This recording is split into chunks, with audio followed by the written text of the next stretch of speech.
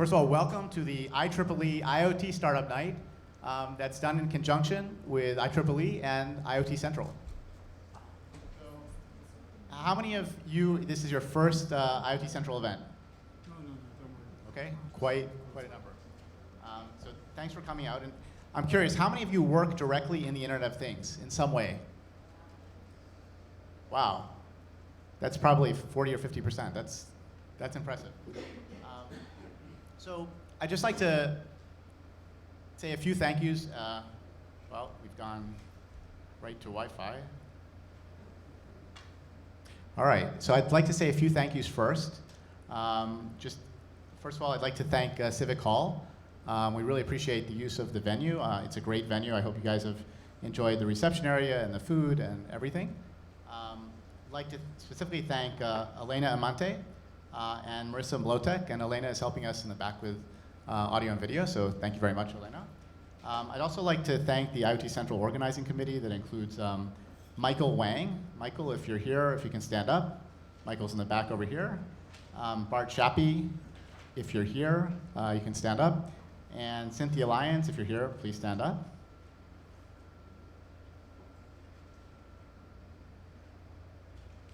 And just as a very brief background, IoT Central now has over 3,000 members. And our mission is really to inspire, engage, and connect entrepreneurs, investors, professionals, and enthusiasts worldwide who are active in the Internet of Things. So if that's the reason you're here tonight, great. So I think tonight we have a very special program.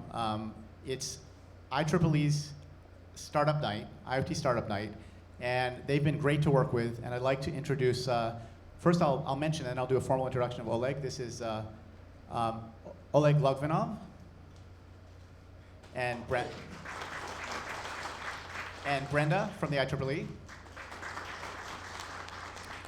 They've been great to work with. IEEE is a great organization. For those of you who don't know what it is, it's the Institute for Electrical and Electronics Engineers. I've been a member since college, and it's a great organization. It happens to be the largest professional organization in the world with over 400,000 members.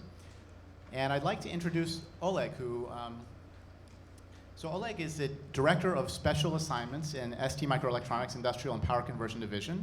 And after graduating from the Technical University of Ukraine with the equivalent of the master's degree in electrical engineering, he worked as a senior researcher at the R&D laboratory of the Ukraine Department of Energy at the KPI.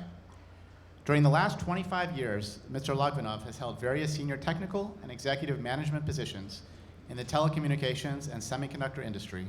He currently serves on the IEEE Standards Association, Corporate Advisory Group, and is the past member of the IEEE Standards Board. In January of 2015, Mr. Logvinov was appointed as the chair of IEEE Internet Initiative. Mr. Logvinov also actively participates in several IEEE standards development working groups with a focus on IoT and communications technologies. Mr. Logvinov is the chair of the IEEE P2413 standard for an architectural framework for the Internet of Things working group. He helped found the Home Plug Powerline Alliance, which many of you are probably familiar with. It's a famous standard, and is the past president and CTO of the Alliance. Mr. Logvinov has 24 patents to his credit and has been an invited speaker on multiple occasions. So without further ado, we welcome Oleg, who will be our host and moderator tonight.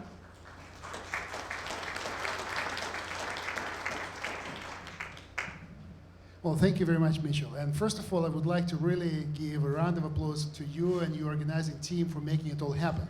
So you're here because he worked very, very hard, was very, very stressed up to the last minute. I can tell you he was trembling his voice. But I think he's doing okay, right?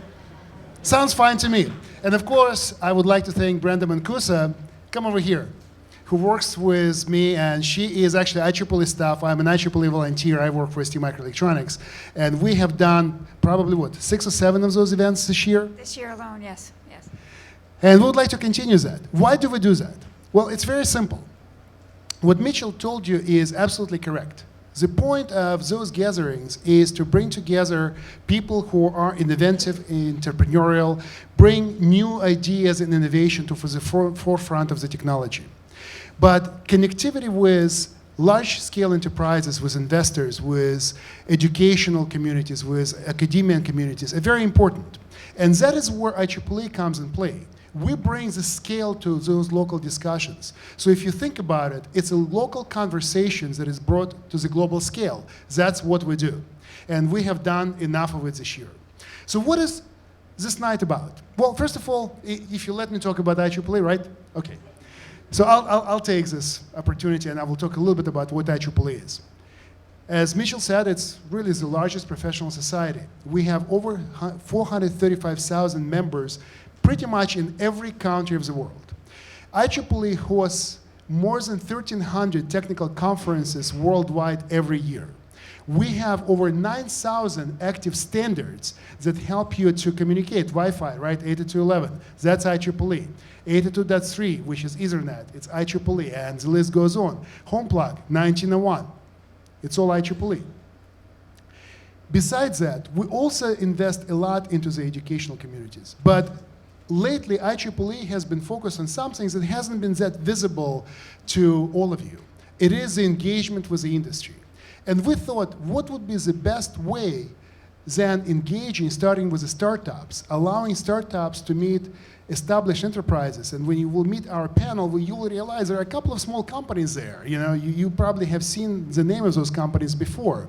Companies like Dell, Huawei, very small ones. I work for ST. It's a tiny company in comparison to those, but still pretty large.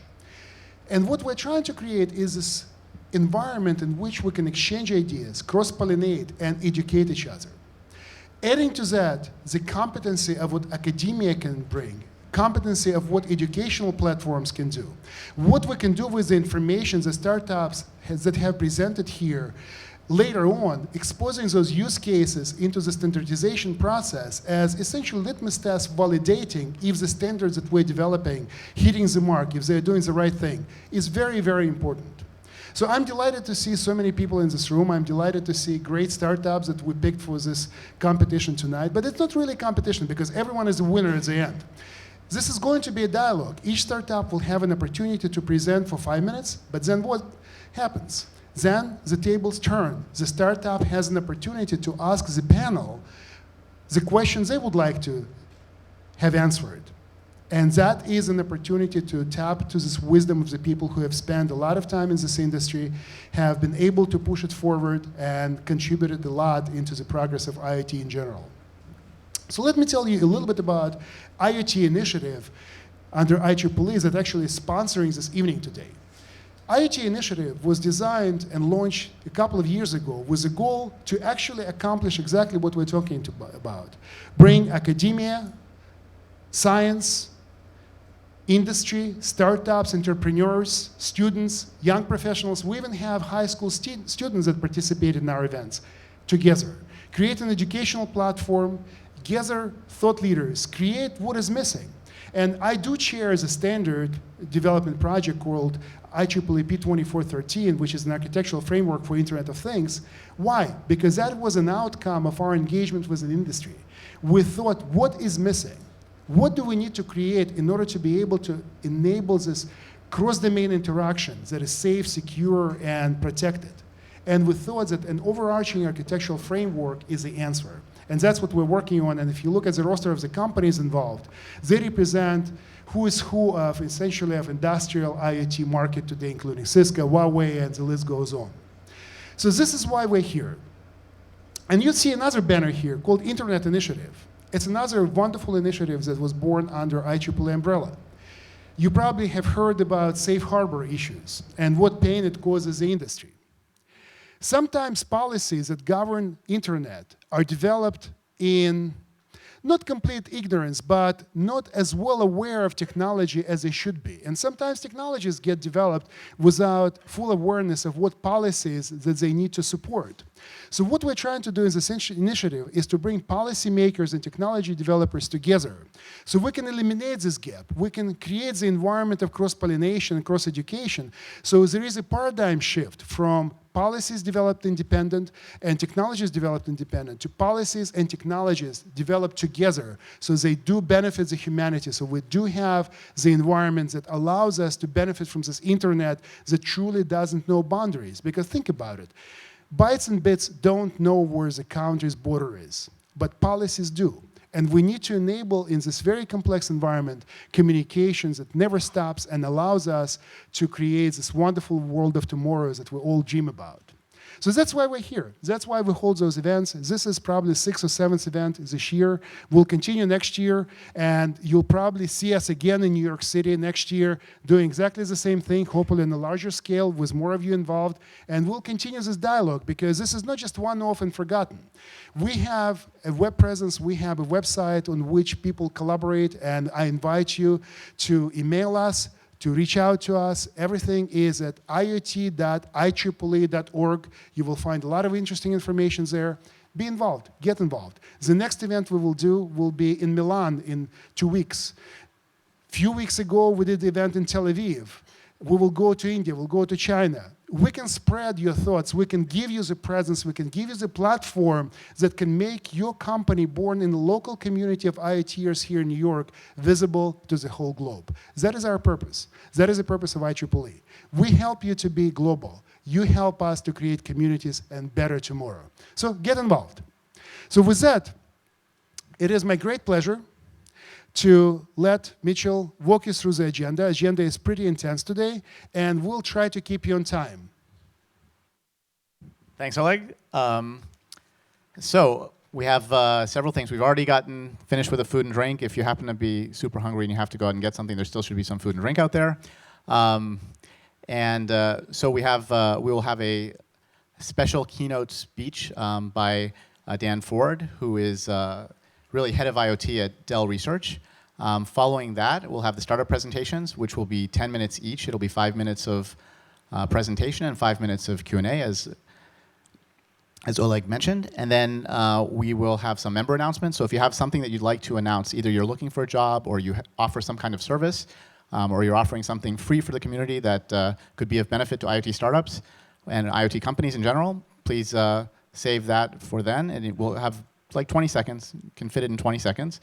And then we will announce the winners and awards. So the IEEE will present a first, second, and third place decided on by the judging panel, and Oleg will present those.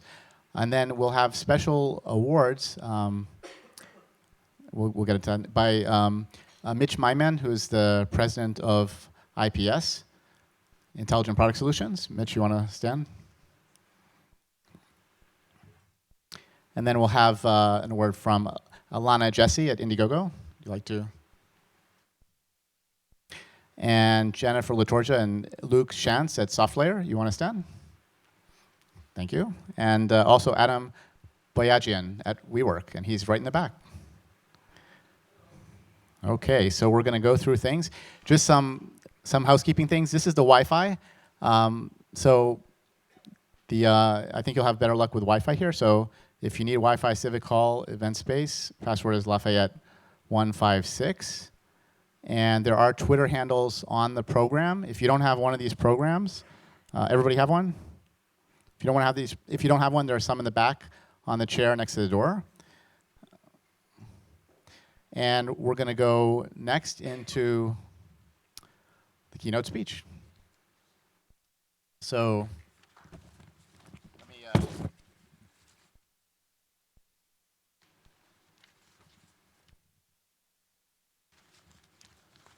let me do a proper introduction of Dan Ford. Dr. Dan Ford is Executive Director and Chief Scientist for Mobility and the Internet of Things for Dell Research in San Jose, California. Prior to joining Dell Research, Dr. Ford was CEO and co-founder of Palp Labs in New York. He was also with IBM Research in a variety of positions for 19 years before that. His immediate research interests are focused on the Internet of Things, including supporting software architectures, novel applications, and unintended consequences. Previous research interests have included healthcare informatics, pandemic modeling, social networking, mobile computing, web search, and high-performance tertiary storage systems. Dr. Ford has 28 issued US patents and dozens of peer-reviewed publications. Dr. Ford earned his PhD in computer science from the University of Waterloo in 1992, and am personally very thrilled to have Dr. Ford here to speak to us today. Thank you.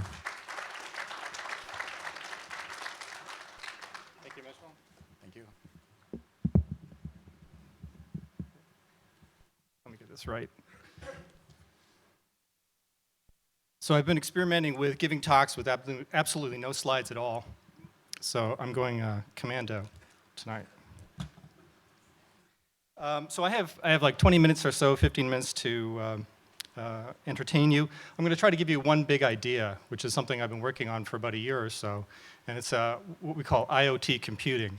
And IoT computing is an analog of cloud computing, and it's actually an extension of cloud computing onto IoT processors. Right? So the idea is that you could take workloads that would normally be in a cloud in a data center someplace, and you could actually push those workloads off onto processors that are in typical IoT kinds of applications.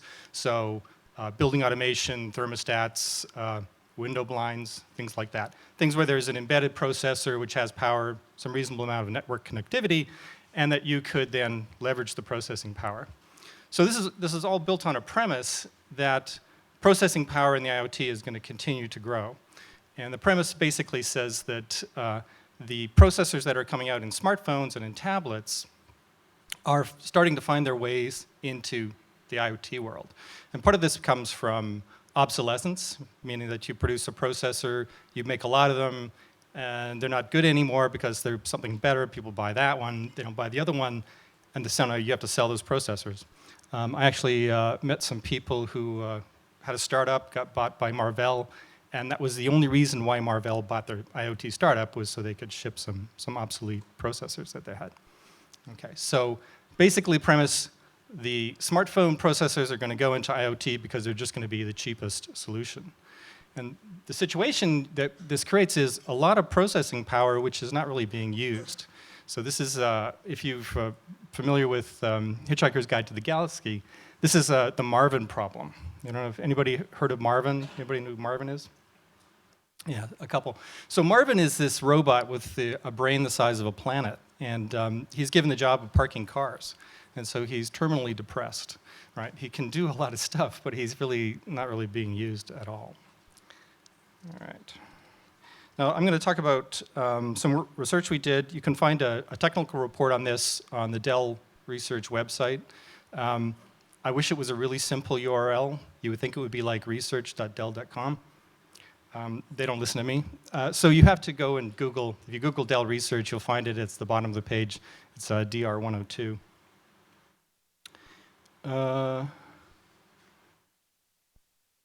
Right.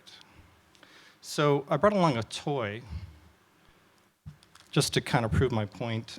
This is a dragon board. Does anybody know what a dragon board is? Anyone have a dragon board? Yeah.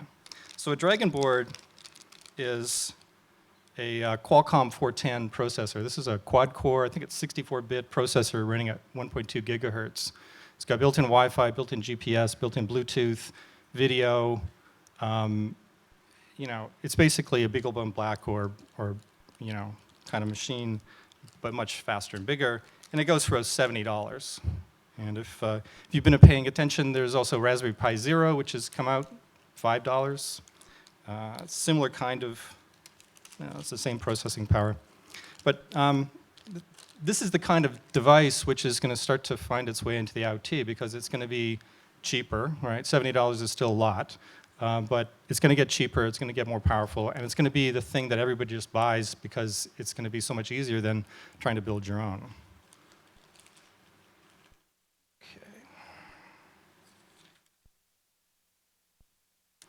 So this idea of IoT computing, where you take a workload and you push it off out of the data center onto devices, really is attempting to take or capture a different price-performance trade-off. So if you look at a data center, they're basically optimized and constrained to volumetric efficiency, right? There's only so many racks you can get in one of these data centers. A very large data center is about 10,000 machines. They tend to be the best machines, the best storage, fastest everything, because you got to fit it in this building and you got to cool the building. IoT changes that. A lot of these devices, they're powerful. They're not as powerful as data center boxes, but they can do stuff. And they can sit outside, be powered by someone else's electricity, and sit waiting for commands and stuff for them to do, right? So this gives you the ability to play off the price-performance trade-off. So you can maybe go and get a little less performance by going off to an IoT device like a thermostat if the price is right. And it's very difficult to make that trade-off in cloud computing, in a data center. It's very difficult to go below the floor price that's put in there by the constraints simply of the size of the building and the amount of cooling that you can get into it. So with IoT devices, when you have maybe hundreds of millions of devices that you could leverage versus maybe tens of thousands, you can start to play the trade-off. In the extreme, you can get something like SETI at home, where you're willing to wait a very long time as long as the price is free. Right? So that's the very extreme of IoT computing. And then on the other side, you have essentially bumping up against the floor of whatever the cheapest cloud computing is. And the real advantage, right, is that the IoT device is already paid for. So if you look at smart meters, California has about 10 million or so smart meters. I think the population is about 38 million people. If you were able to get 10 cents a day off of each smart meter, just simply renting the processing power, right? Because smart meters aren't really doing a lot. That's $1 million a day that you could get. Now, could you do it with the equipment that's there today? I think that would be probably pretty difficult, but things are changing. We're talking to an interesting company. They make window blinds, which seems like a pretty mundane industry. Turns out that they're actually the world leader in window blind technology. And when they look at a building, they don't see just a bunch of windows with some blinds in it. They see a skin around the building that's smart and controlled. These guys actually have multi-million-dollar contracts with the Department of Energy at Lawrence Berkeley Labs. And so we're talking to them about what they want to do. And so we've talked to them about this idea, well, how many controllers are in a building? Could you use those controllers for computation? Big idea, right? They hadn't thought of that before. Turns out a really big office tower has about 1,000 controllers in it. So if you had, something like a Dragon board, something in the future, you might have 1,000 quad-core processors or more simply at your command, right? And these things can do a lot of stuff. So if you're getting, 10 cents a day off of one of these things in a building, $100 a day. All right. Okay, so how do you do this kind of stuff? The other thing I look at is massive scalability, right? If you have a billion IoT devices, how would you actually control those? How would you communicate with them? How would you manage them?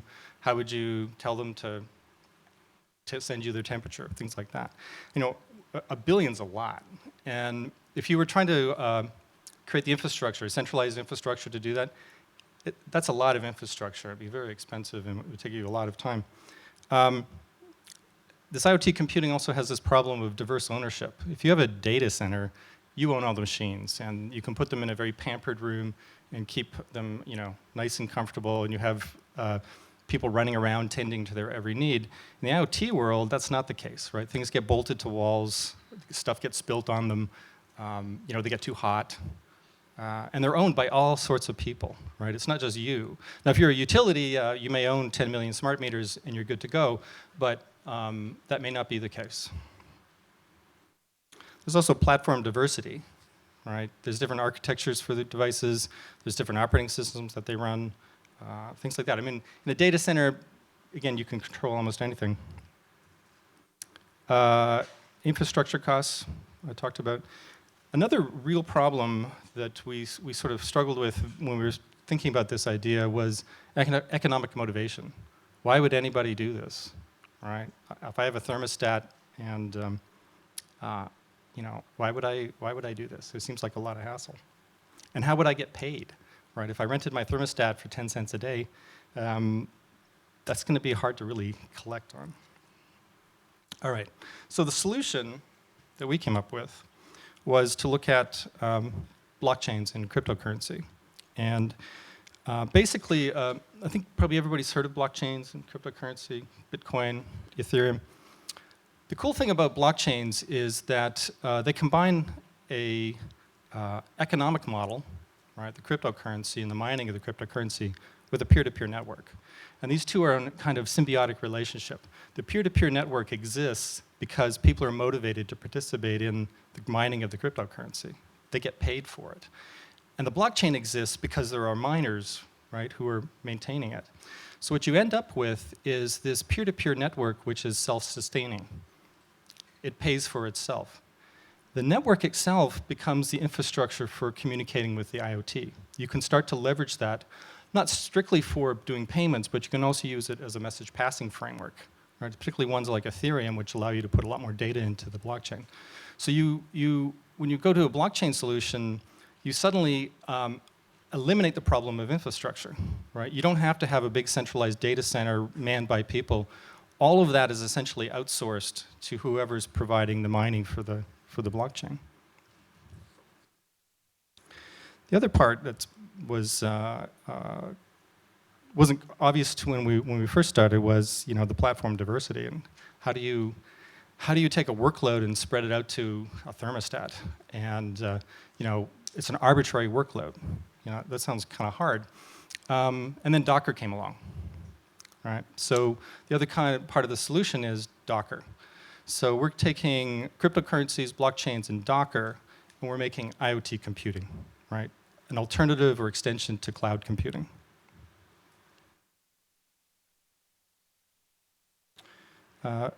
Cryptocurrency solves a whole bunch of problems. If you got a smart meter that's making 10 cents a day, the bank fees alone, right, are going to be a problem. You know, it's going to be more than 10 cents a day to collect your money. That's not so with cryptocurrencies, right? There's no banks.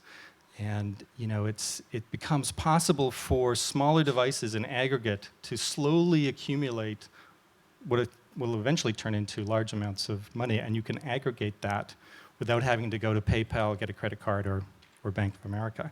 And you can do it in a way that crosses borders without transaction fees, without exchange fees, without things like that. So you could literally run a job on a thermostat in Pakistan, right?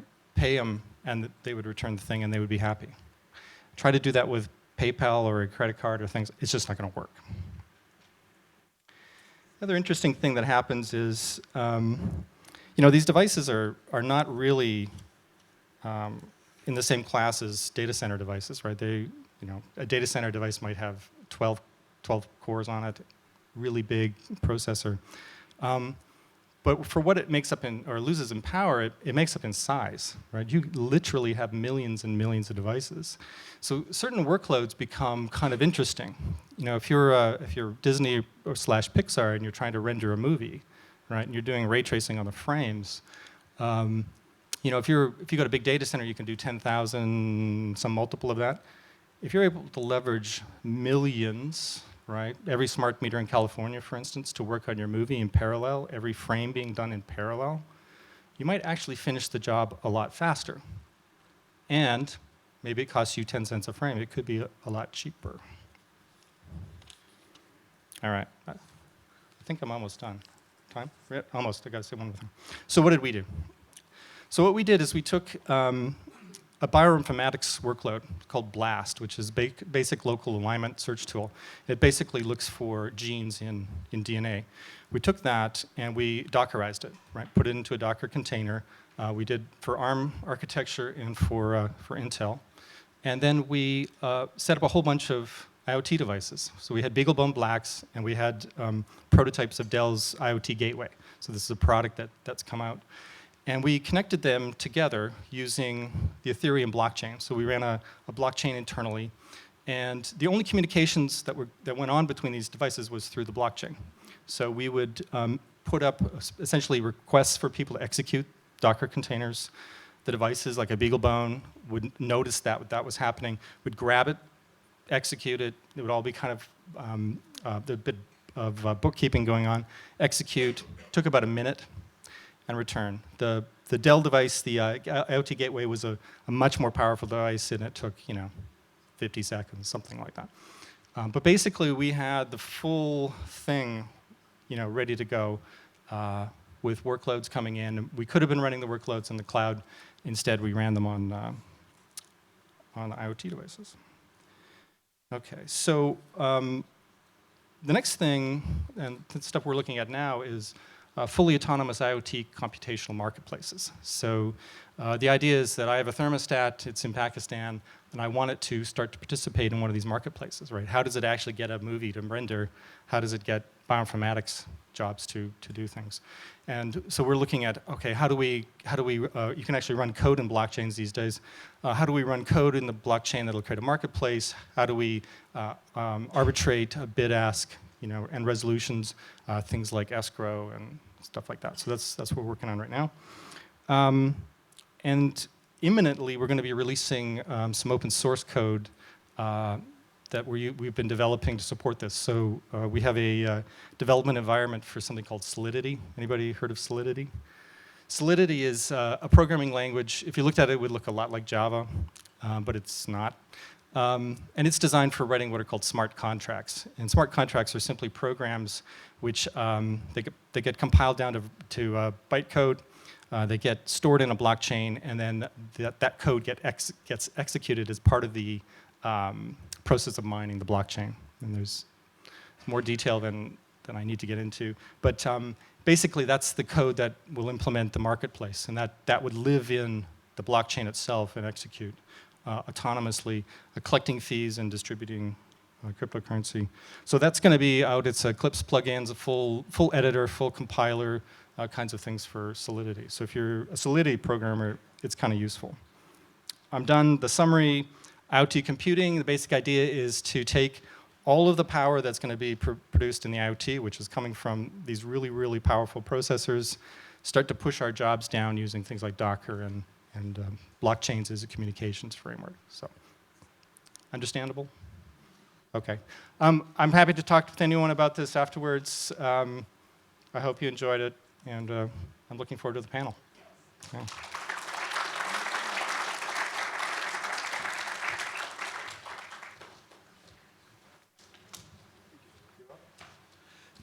Thank you very much, Dan. Fantastic presentation. So now, the main part of our event. We are going into discussion what type of prizes we're going to give to startups today. Well, the first prize will be, believe it or not, a trip to Milan. On December 15th, we will hold a conference in Milan focused on IoT. It's the annual IEEE IoT conference. In the format of this conference, we'll have a very similar competition or startup session as we're having here, but probably on a larger scale. So the winner of today's event will have great opportunity to participate in that session and pitch ideas to the audience of IoT developers and IoT experts. So with that, good luck. Mitch, would you like to talk about other prizes we have for today? We will. If anybody found a camera, a Canon camera, point and shoot, that is not a door prize. So if you see one under your seat or on your seat, please let me. Great, thank you. I'll come and get it. Thank you very much. That was efficient. Now we'll talk about the real prizes. How's that? So thank you, Oleg. That's IEEE is offering something really exciting. We've also had additional award sponsors. As I mentioned, SoftLayer is going to award a Best Cloud IoT product, and that's SoftLayer Catalyst hosting credits, $10,000 a month for a year. That's a $120,000 value. Quite a nice prize. Indiegogo is awarding a most crowdfundable product, and there's a crowdfunding consultation package to help make sure that your Indiegogo campaign is successful. And they work very closely with startups and other people who launch Indiegogo campaigns. IPS is Intelligent Product Solutions, and they will present an award, IoT Startup Most Likely to Succeed, which will include 1 day of free consulting at the IPS office with IPS IoT software and hardware experts. And also we have WeWork, which they will describe the prize when we get to that, but it's also a substantial prize. As you know, WeWork is a leading workspace here in New York and all over the world. They have offices all over the world, so they'll be talking about that shortly. And now I'll bring Oleg back. All right, so let the competition begin. But before we go there, I would like to actually introduce our panelists. But you know what? We will do something different this time around. Instead of going through the list of what we have done in the past, we'll talk about IoT. And I ask every panelist present here to answer 3 questions. Why are you involved in IoT? Why do you think startups are important to IoT development? And what would be an ideal IoT startup that you would be willing to write your own check on the spot? So we only have 30 seconds to answer those complex questions. So I would like to start with Dan. What was the first one again? Why are you involved in IoT? It's where all the cool kids are. So it's where all the cool kids are. Why do you think startups are important to the IoT development? I work for a huge company, and I can see where innovation needs to come from. Perfect. And what would be an ideal startup you would write your personal check to? Oh, blockchain-supported IoT computing startups. Perfect. Very consistent. All right. Dan. Hello. We have two Dans, so we are very lucky today. I'm the other Dan. I'm involved in IoT. I see disruptive technologies changing the way that we live and making the world a better place, and it's a great place to be. Why startups? Similar to the other Dan, it's disruptive innovation. Comes from companies that are nimble and that come up with new ideas to solve old problems. And what would be that magical IoT startup that you would write your own personal check to? Well, it's really solving a problem, key problem, and most importantly, if you're going to invest in it, it's what's the monetization strategy behind that. Excellent. Solving problems and making money at the same time. John? Yeah, let me do my own intro answering your questions, okay? All right. My name is John Ason. I am an angel investor. I do early seed stage companies, usually pre-revenue, pre-customer. I've done 70 startups, 16 of which were female founded. And I currently have 25 active companies. Some of my notable exits were Xleapers, first internet book publisher, LiveLook, sold to Oracle, and Diapers.com, sold to Amazon for $545 million. However, I am best known for funding Bikini.com. I invested in Bikini.com when I was going through my midlife crisis. And at Bikini.com, I'm the Chief Quality Assurance Officer. I have two IoT companies, Owlet, which monitors babies' vital signs and connects that on a continuous basis with mommy, no matter where mommy is. I have Centric, which connects doctors, nurses, patients, thermometers, environmental sensors, doors, locks in hospitals. We're the standard in the VA hospital and are currently in over 700 hospitals. Fantastic. No? I'll go with your questions, though it should be noted he is not only an investor in Bikini.com, he's a customer. So, run through the questions and lightning round. With John's questions or my questions? Your questions. All right. So the first one, why are you in IoT? I'm in IoT because it's a fantastically interesting space that's very nascent and is it's not a wave, it's not a trend. It is just the future of how computing will progress. More and more devices will be connected. Period. Full stop. Excellent.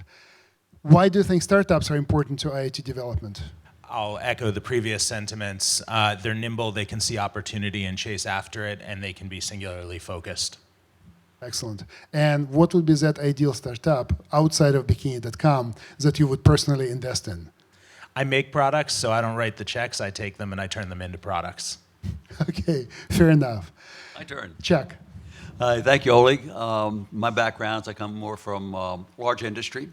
Currently a member of the corporate strategy office in Huawei Technologies. Prior to that, I spent 40 years with IBM. I've known Oleg for quite a while in the IEEE, where I actually started the corporate organization and community. I was the president of their Standards Association and on their board of directors. In terms of why IoT is important, IoT is what 2020 is going to be. We've reached, it's the next generation of convergence of technologies. It's a full stack technology starting from your level 1, 2, right up through the application level. Technology has converged to the point where we're going to see basically a fully integrated stack in terms of developing solutions that go across domains.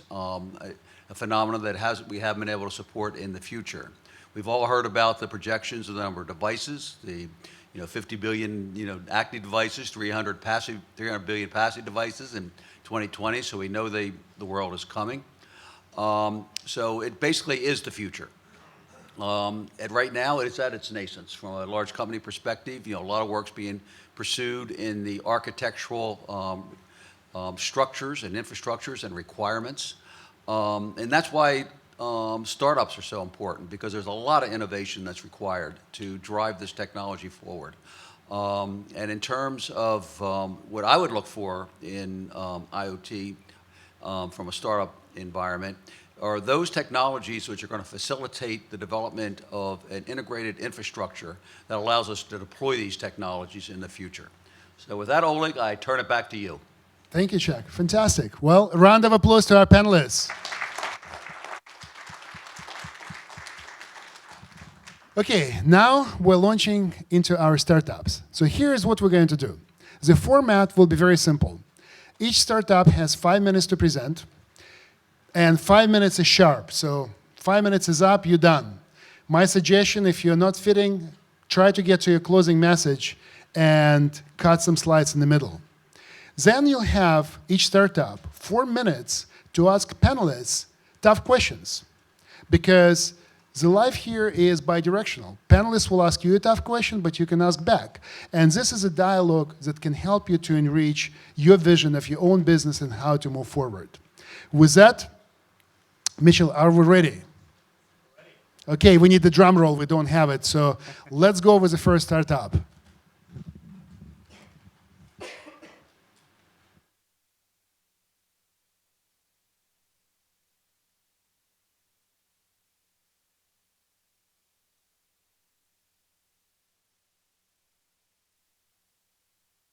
Okay, the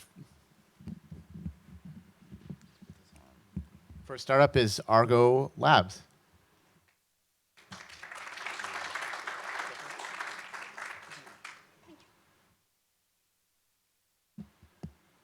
Hi, this is Sayantani Mitra. Good evening to everybody. Today I represent Argo Labs.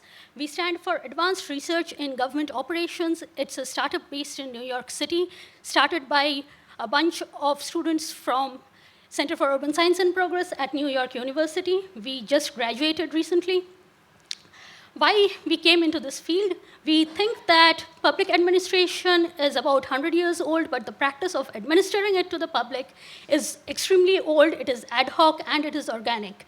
We believe at Argo that we can bring device, data, and decision together and pioneer a new paradigm of public administration that is digitally native, adaptive, and creative. We want to bridge the digital and civic worlds to improve the delivery of public administration, which is more effective, efficient, and imaginative. Oops. So everyone, how many of us drive here? Taken a taxi and hit a pothole? So that is where we come from. Our flagship product is called SQUID, which stands for Street Quality Identification Device. Since we are in New York City, we are going to talk only about New York City today. New York City has 6,000 miles of streets and 20,000 lane miles. It has a budget of $1.6 billion for a 10-year capital planning for street resurfacing. $138 million is spent over the last 5 years just to settle personal injury and property damage claims as a result of poor street quality. If you search online a little, you'll find how many potholes have been filled in the city, but nowhere it says how many potholes are there in the city. That's where we come in. The street quality identification device, I have the device with me.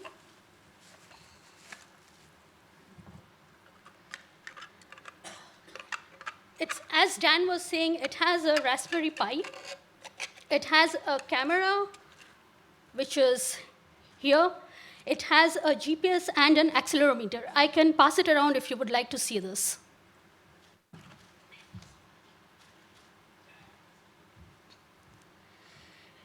You can fit this to any city vehicle. We actually did that. We used the street condition observation unit team of New York City. We put it in their vehicle, and it went around the city. This can give you a complete map of the city, does not require a 311 system, and it can help optimize the millions of dollars that are going into repairing the streets every year. As I said, it has a Raspberry Pi, it has a prototyping shield, a camera, a GPS, and an accelerometer. We take this data, we transmit it, curate it, integrate it, analyze it, and we did this map on ArcMap. You can see, this is not working. You can see the street quality, a part of 2nd Avenue is really bad, and from that we used the neighborhood tabulation areas of New York City to figure out which neighborhoods are the worst in terms of street quality. With this, we think that decisions can be made to prioritize the areas which need more, which need to be done, which streets need to be done faster, repaired faster, the route optimization. Over a long term, predictive maintenance can be done, and research can be done from this. The team is Varun. He did his human-computer interaction, comes from a Wall Street background. All four of us, we started this in 2014 when we came to New York University. Graham is a computer science graduate from Purdue University. He worked in Apple before. Patrick is a 4th-generation Californian. He is a part of this. He's back in California, but helping us to run this from there. And our organizational advisor is Dr. Neil Kleiman, who is a professor at New York University. We have been featured in the Metro New York City. We are the recipient of the Knight Foundation Prototype Fund. We recently got a mention in the Forbes Tech blog, and we are the finalists at the NYC Big Apps 2015. Thank you very much. Excellent presentation. So now, would you like to be asked a question first, or would you like to ask a question? Your choice. Ask a question. Ask a question. We will be collecting a lot of data because if you see the camera, it records data every second.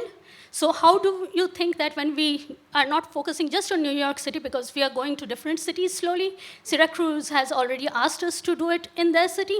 So slowly this is going to grow. We are at present using Amazon Web Services, but we don't think it will be sustainable in the long time. But how do you expect us to go about it? Anybody would like to take this question? Go ahead.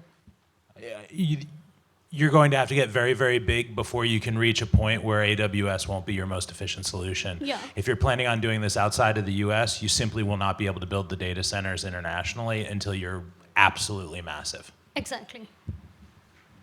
Okay, questions from panelists. I'll start with a question. Is this solving a problem? So Yes. you showed us the money that's spent, but you didn't tell us that the cities are having a hard time with this issue. The cities are having a hard time because when we did this, we understand there are some other prototypes that are there. Boston has something called a street bump, which is an app, but that is from the crowd, from the community. They ask them to put it. You need to have a Wi-Fi signal or a data ability to transfer it to them. New York City uses 311, doesn't have any other system. They have the Scout team, which also again goes to 311. Then the Department of Transportation comes down and repairs it. We think that if we do this, since we have the images along with it, you need not go to the Scout or the DOT separately. You can directly go to the Department of Transportation and tell them that, well, this is the streets which need to be repaired immediately. Have you actually sold this to any of the cities? Are they paying? As of now, New York City had taken one for trial. They will be taking it again after maybe a few months. And Syracuse, we are going to start in the month of January. So you have active pilots with New York and Yes. Syracuse at the moment. That's Yes. any other cities that you've contacted? No, Syracuse contacted us. We are still into New York City mostly. Los Angeles also is looking into it. Excellent. Good. What's your monetization strategy on this? How do you feel you get paid? We want to work with the government. We do not want to give it to normal any citizen. We want the government to use it and optimize the solution for them. So the city will pay you? The city has to pay us, yes. Right. Okay. Jack? Actually, talking about the solution and the payback, you talked to the cities as being your primary customer. if we follow the trends in large industry, we're seeing a lot of focus on what they call smart cities, which is the integration of multiple activities and programs and systems across. Has you had any thought about looking towards the working with large industry and integrating it into a platform that supports a smart cities environment? We are looking into it mostly with some smart cities which are coming up. But right now, we are still concentrated in US, where cities are already going into this field. We don't want things like street bump or people actually calling up 311 and telling them that we have a problem. We want the city to solve the problem on its own. Is what you're pitching here, Argo and Squid is a product, and there are other products that We you're have one doing? more product, which is called Learner. It's a volunteer match product for matching volunteers like yourself. And there are teachers and students in the schools who are not very famous with, say, IoT. So you can say that your specialization is IoT, and if a teacher says that I need someone to tell my student what is the next generation for IoT, they can contact you using the app, and you can come and teach them. So I have a question. Do the numbers actually work? Like, you sell one of these to New York City. Yes. I mean, how much do you charge for that? I mean, how many cities are there in the United States that would buy it? You know, if you do the math, does it come up to be like $1 billion, or does it come out to be like 750,000? I mean, It comes out to some millions, surely, because as of now, we have done for about 70 cities, we have analyzed the amount they are spending. Just repairing, even if we take a percentage of that, it still comes to some millions of dollars. All right, your time is up. Thank you very much for a great presentation. Certainly it solves one of the problems that I have with the roads in Northeast.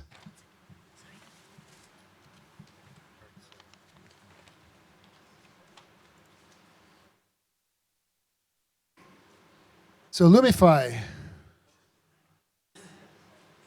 All right, guys, you have to go.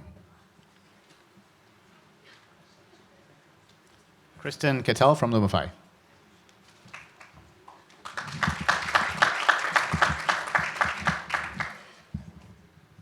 Good evening. Thank you so much for joining us this evening, and to all the panelists and Dr. Ford for your insight. So we're all here today because we believe in smart technology. And one of those things is smart lighting. My name's Kristen Cattell, and today I have the pleasure of speaking on behalf of Lumify's CEO and founder, Beatrice Witzgall. She really wanted to be here today with you, but of course, the life of an entrepreneur is worldwide. So she is working on a product called Lumify, and she envisions a world where lighting automatically and intuitively adapts to people's needs, activities, and moods. So as some of you may know, the global lighting control market will increase to $4.3 billion by 2020. And at that time, we will have 50 billion connected devices. So how will all of these smart people use smart lighting? So just to back up a little bit, Beatrice has a lot of experience in lighting design, and she's a German-trained architect. And for decades, lighting control has been only for the wealthy and those who could afford to hire contractors or programmers, third-party installers, or electricians and lighting designers. Luckily, she wears many of those hats and wears them very well. The introduction of LED technology, smartphones, and universal Wi-Fi access is now completely disrupting the traditional lighting control market and eliminating all of these experts through simple DIY technology. So, staying ahead of the curve as always, she transformed spaces like the Cosmopolitan in Las Vegas and luxury hotels in New York City. She's installed lighting in some of the most intimate and exclusive spaces that until recently, of course, only the upper half could afford to illuminate, such as super yachts and large museums. So she wanted to bring this experience to everyone, and that's why she created Lumify, an easy-to-use, simple, and affordable lighting solution for every smartphone user.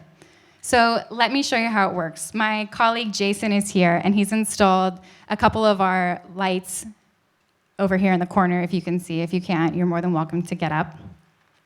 So our patent pending software incorporates various lamp properties and analyzes the parameters for each individual light in a specific space. So for example, through our app, you can indicate that you have a small table lamp or perhaps a standing floor light. Now imagine you're in your living room and you really want to get some work done. So you want to, well, let's forget that. You're in your living room, you want to rest, right?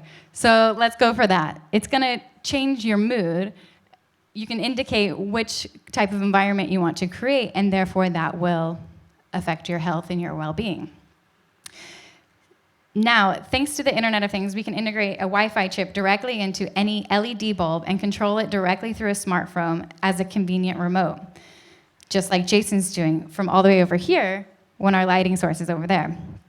This is making smart lighting really easy, accessible, and affordable, like I said, opening up new market opportunities. Smart lighting control sales are projected to increase from 1.3 billion in 2012 to more than 4.4 billion in 2020. Lighting is moving from being purely a source of illumination to a source of automation, intelligence, and information. Smart LED lighting will record the highest growth of all Internet of Things consumer applications, going from 6 million units in 2015 to 50 billion units in 2020. There's an even bigger opportunity in the hospitality market as hotel guests want personalized experiences and controlled lighting or music during their hotel stay. So with our app, you can essentially white label it, and we are focusing on hotel spaces, like I said, and this provides a emotional experience for guests through their personal smartphone. So if you want to have a restful experience, or if you want something that also reflects your brand and creates a more seamless experience, if you're checking into a hotel, say through a QR code on your phone, you now have keyless entry, and then you have the whole experience through your Internet of Things. So through here, she's just getting started really, and the whole Lumify brand will only be enhanced through music integration and a technology that I'm very passionate about, or a feature really, is the jet lag setting. So if your body clock... I'm sorry, your time is up. Oh, thank you. All right, so what you'd like? Would you like to start with a question to the panel, or would you like to be asked a question? Sure, I'm going to bring up my colleague Jason as well for this portion. Thanks. And we'll go ahead and take your questions first. Thanks. I'll start. So full disclosure, we built a lot of the systems that run like LifeX light bulbs, so we know a lot about this space. I'm a little confused. Is this an app? You mentioned there's a chip that you can add to bulbs and turn any LED bulb into a Wi-Fi bulb? Okay, so just to clarify, we're the software intelligence layer for Lumify. So the entire system is based on a hardware and a software. So we're the software intelligence layer. So at the end of the day, we pair up with various hardware manufacturers like Philips, TCP, Osram, and Fight, just to name a few, to incorporate the existing part of the hardware and incorporate it into the system, rendering it complete to the project or the residents. So what you're pitching here is a software interface for lighting control. Correct.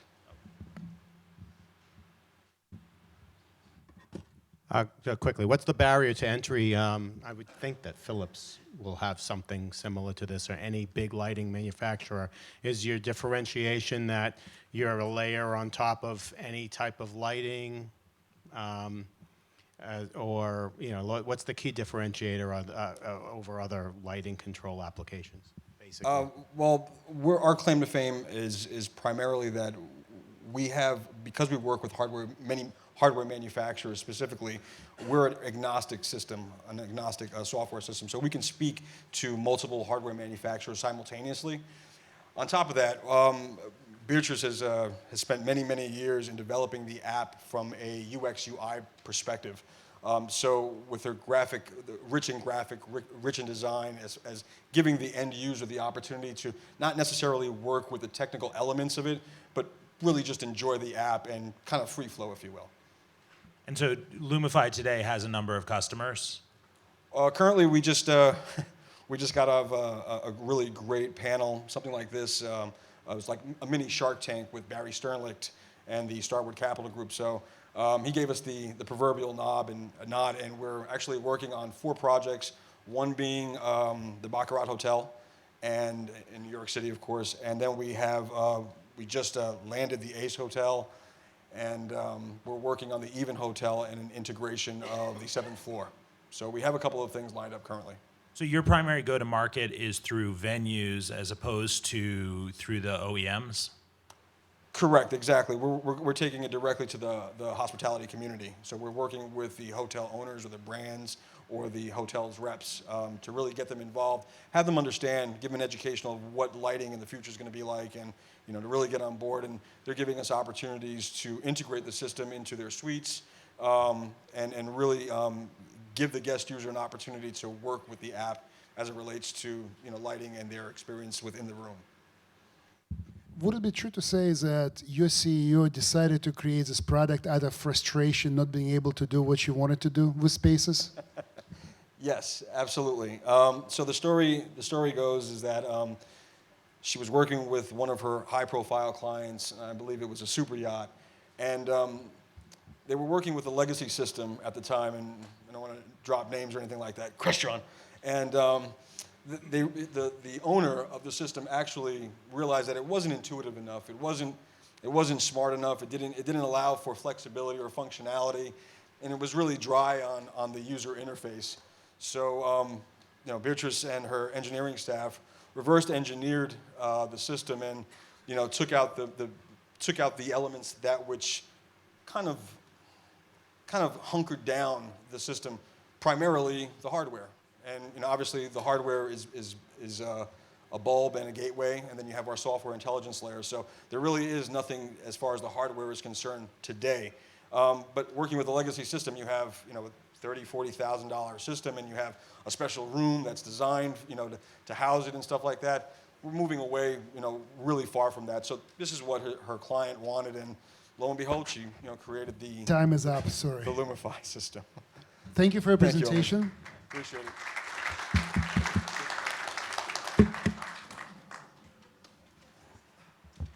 All right, Mitchell, who is next? Okay, next is Hexco, and we have Janyet Lee presenting.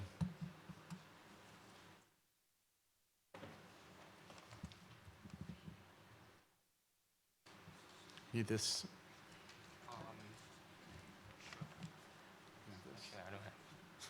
It's okay.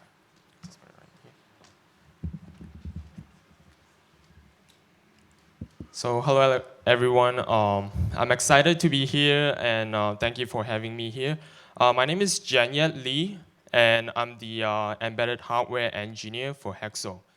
So we spend more and more time on a mobile device every day. I saw people while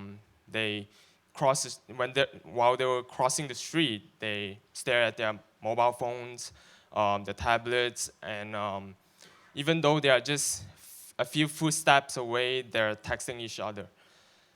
So what does this mean? This means that we are being less aware of our surrounding, what's around us, and we are being less active,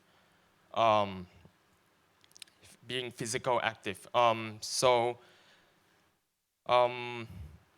Hexel is a digital entertainment device that is composed of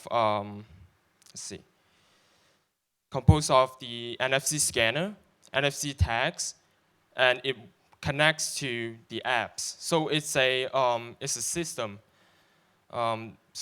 Let's dive into the technical aspect of it.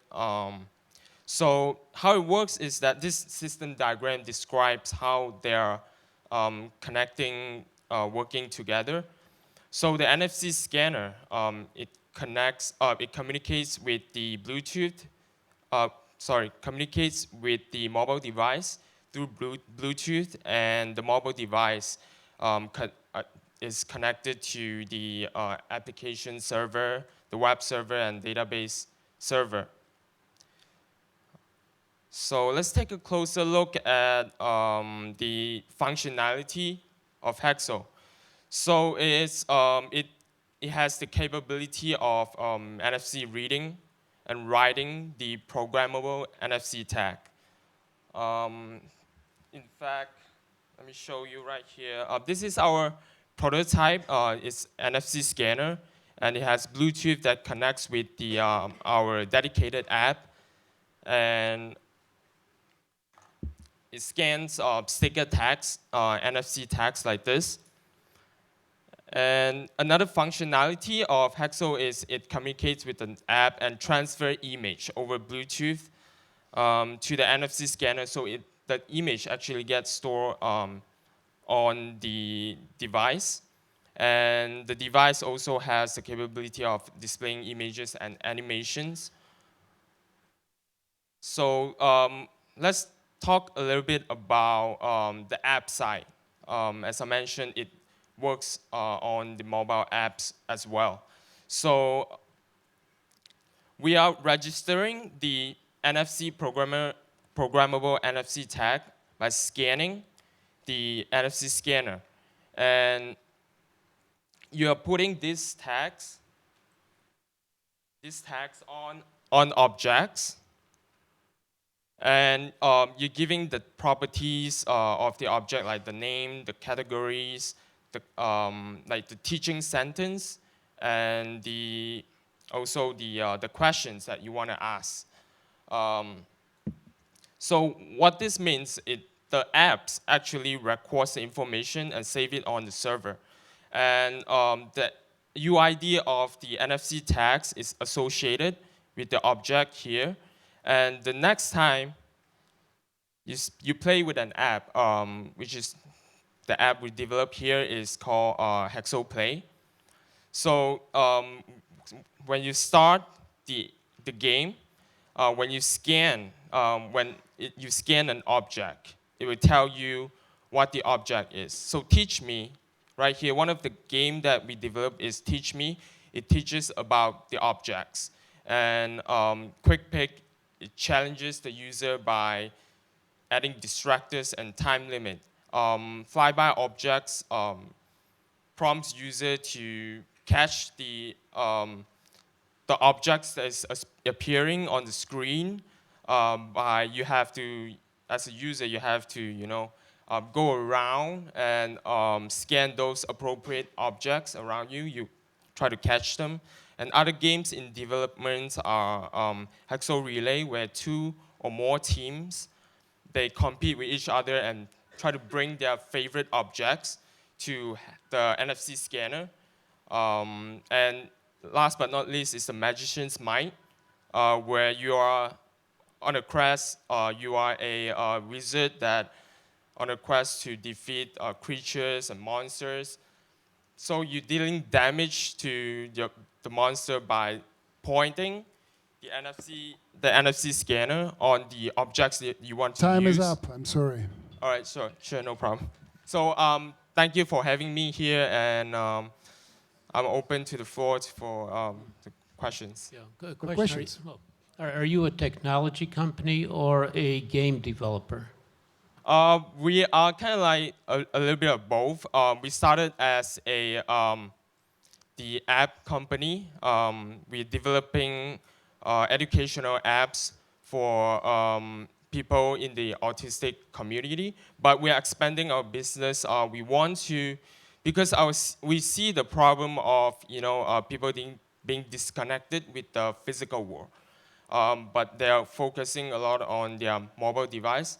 So Hexel is bridging the gap of bringing the physical objects around us and the software. We are not saying good riddance of the mobile apps, but we are trying to bring them together and to Hexel create a interactive experience through interacting with the objects around us. How much do you charge for the device? We are not on the market yet. We are pushing really hard. What do you project it's going to cost? So, sorry? How much do you think it will Oh, okay.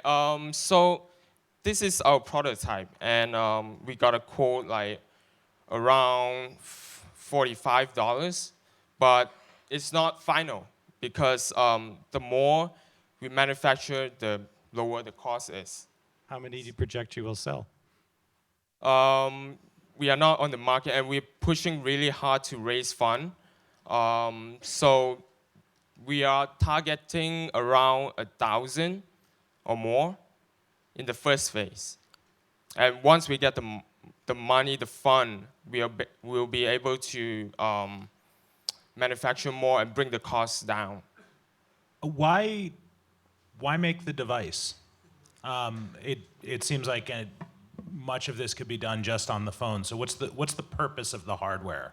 Right. First of all, we want the app to be on the iPad, and we know that the iPad doesn't have NFC right now. And second of all, we don't want the user to be carrying their mobile device, their tablet, which costs around like 700, 600 around, and you go to a sink, you scan the tag on the sink. This is a sink, right? So you don't want to drop your mobile device on the sink or in the water. So we're trying to protect the device by creating a robust device.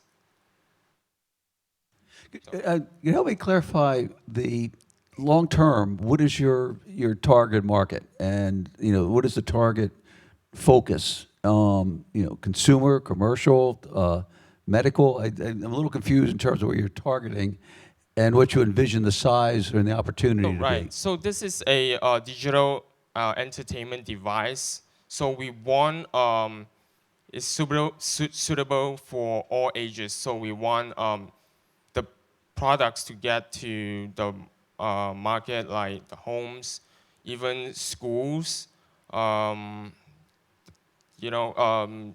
It's a consumer electronics device. Because you seem like you've touched on a couple. You've talked on the consumer at the home, talked on education. You've talked on, working with. It sounds like in the medical area, like autistic individuals, things of that nature. So I was wondering if you've done any targeting where you feel you optimize your opportunity. We are open to consumers in all ages. So we're not just limiting ourselves to the autistic community, because this device And the time is up. All right. Okay. Thank you. Thank you for the opportunity.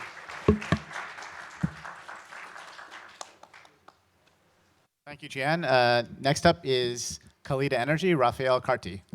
This one. And how does it, this is forward? No, it's right and left. You're right and left. Okay, thanks.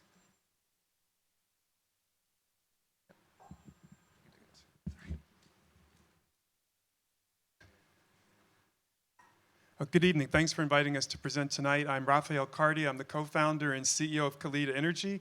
We offer software energy optimization for commercial buildings.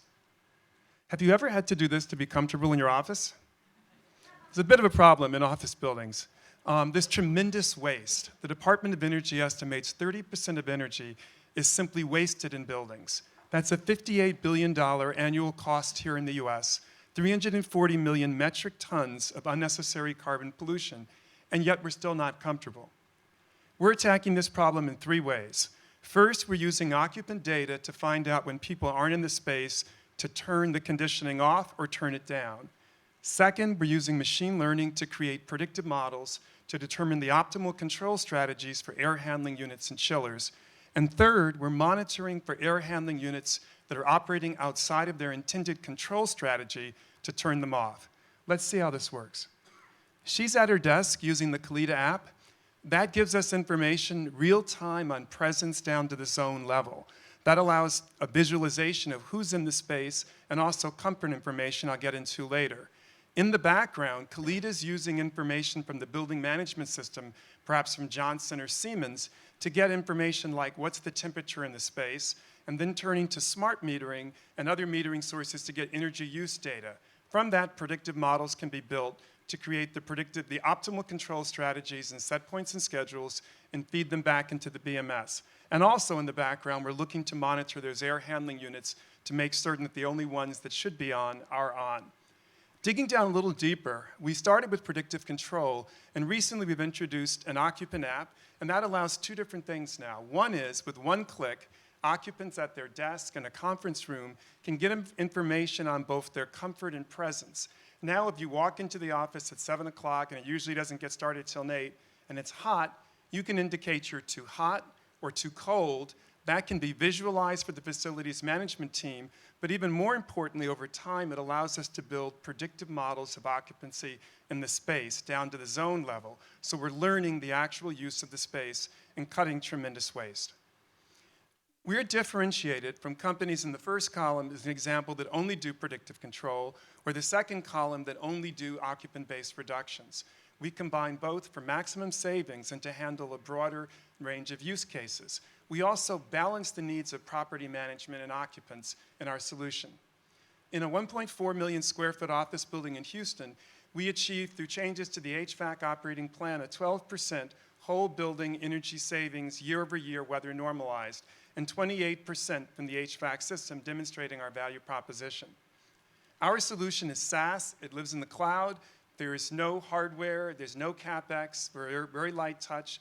We've shown some significant economic savings, as well as improved occupant comfort, reduced carbon emissions, and for commercial real estate, the opportunity to increase net operating income and asset value. As the global smart building software market grows to $6.8 billion, we've established beachheads with strategic pilots such as the City of New York and Pennzoil Place in Houston as we grow towards penetrating the most attractive segment of commercial real estate. We've also begun to form partnerships to help us in that challenge. Our business model, we were launching here this year in 2015 in the US. We see by 2019, 50% of our sales to be international. It's a standard SaaS business model for software, upfront implementation fees, and monthly fees that scale based on the size of the facility. We see our sales in that fifth year representing about 0.6 of a global market opportunity. The team, myself, I started at HP as a software leader. I have more than 20 years of experience. I've been a senior leader at 2 enterprise software companies, 1 venture-backed and 1 public.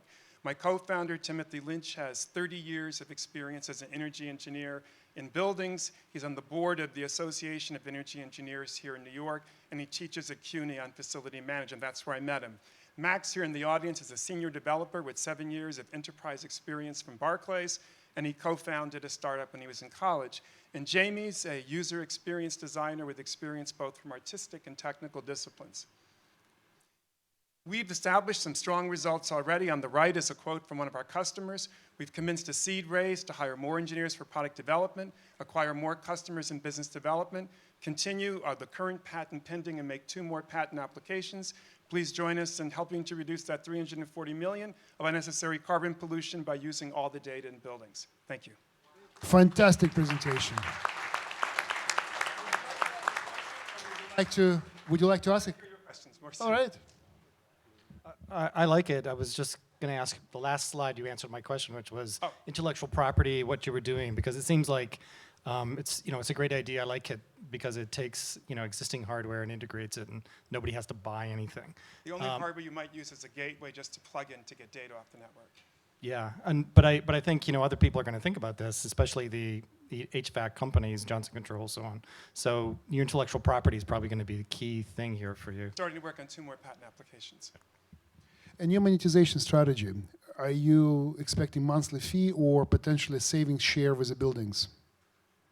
That's a very good question. We very much want to establish our value and be paid like other SaaS enterprise software companies. SAP doesn't take a share of the savings of running your business. They get paid every month, and there's a real value we can deliver. We may, on a deal-by-deal basis, look at the share of savings, but that's a lot of a risk for a small company, and if we can demonstrate real value, this is part of running the facility and running the institution. So that's where we're leading with as our pricing strategy. So is it per seat? Is it per how many people in a building, or is it the size of the building? Or? Size of the building. And so we have a building, it's a mid-sized building under 100,000 square feet, and the pricing there is much different from the 1.4 million square foot building. That's the scale of the facility. Excellent presentation, Thank you, but John. I've seen other companies very similar to what, so why don't you tell me, outside saying that you got patents, what is it that makes you different from those companies? Right. I think if you look at energy efficiency broadly, there's a lot of people in the business. And let me just distinguish. We're not doing virtual audits like a retro efficiency or first fuel. We're not doing diagnostics like fault detection and all that. We're focused on optimizing controls. But we're not just another dashboard company, and there's so many dashboards I can't even mention them, because we're using the information through analytics to make specific recommendations. I think our key distinction is we started, and I know I met you a couple years ago in Dream-It, focusing on predictive controls. By combining that with occupant-based reductions, we think we can do more, and I'll give you an example. The large building in Houston, we got great savings of predictive control. Now we're in a 24/7 here building in New York where you just can't move the schedules around. So now we're putting in the occupant-based reductions because it's when people aren't in the room that we can get the savings. So combining both of those technologies, we think will give us an advantage.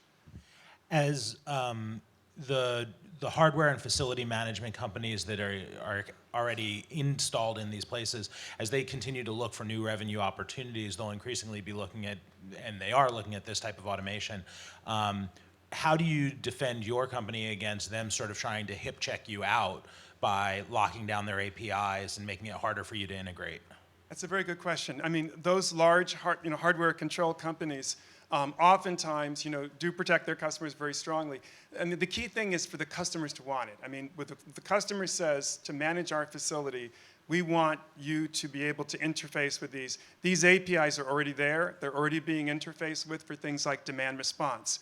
Right now, you can't do, sub-minute demand response unless you're going right into those BMSs and turning resources off. So the ability is there to do it.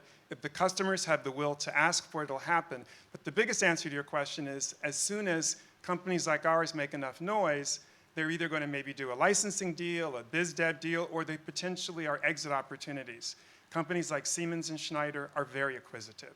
They're buying energy analytics and management companies every year. So the long term could be working with them. We're not doing what they do. We don't touch mechanicals, but we can make their systems more efficient and more effective. How much you charge the average building?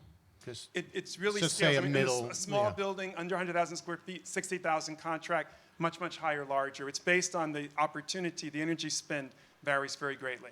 And the time is up. Thank you. Great presentation. Thank you, Raphael. Up next is Ritzy, and Colin Goldberg will be presenting.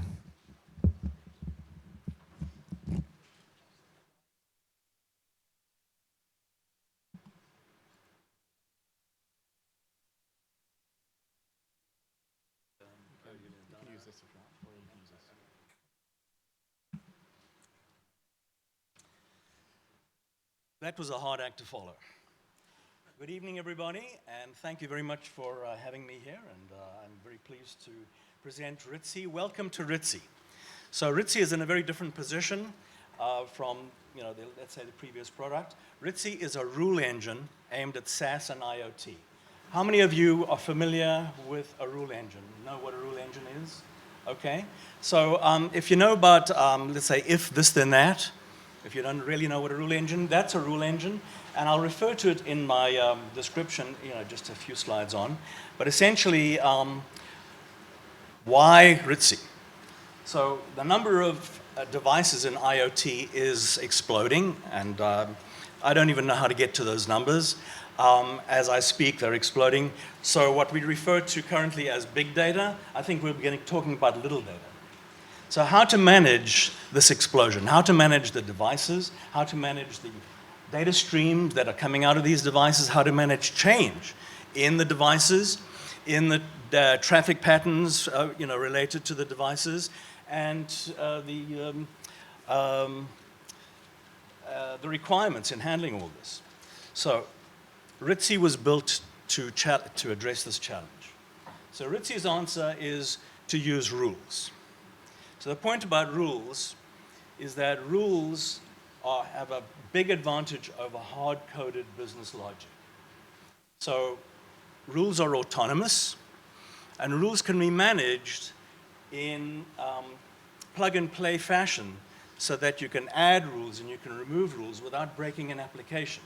This is really something very different. The paradigm is different. However, you can still build applications. So let's start with the basics. Ritzy has a strong and flexible rule architecture. So you have triggers, you have one or more triggers in a rule. You have, okay, I'm sorry, I'll hold it.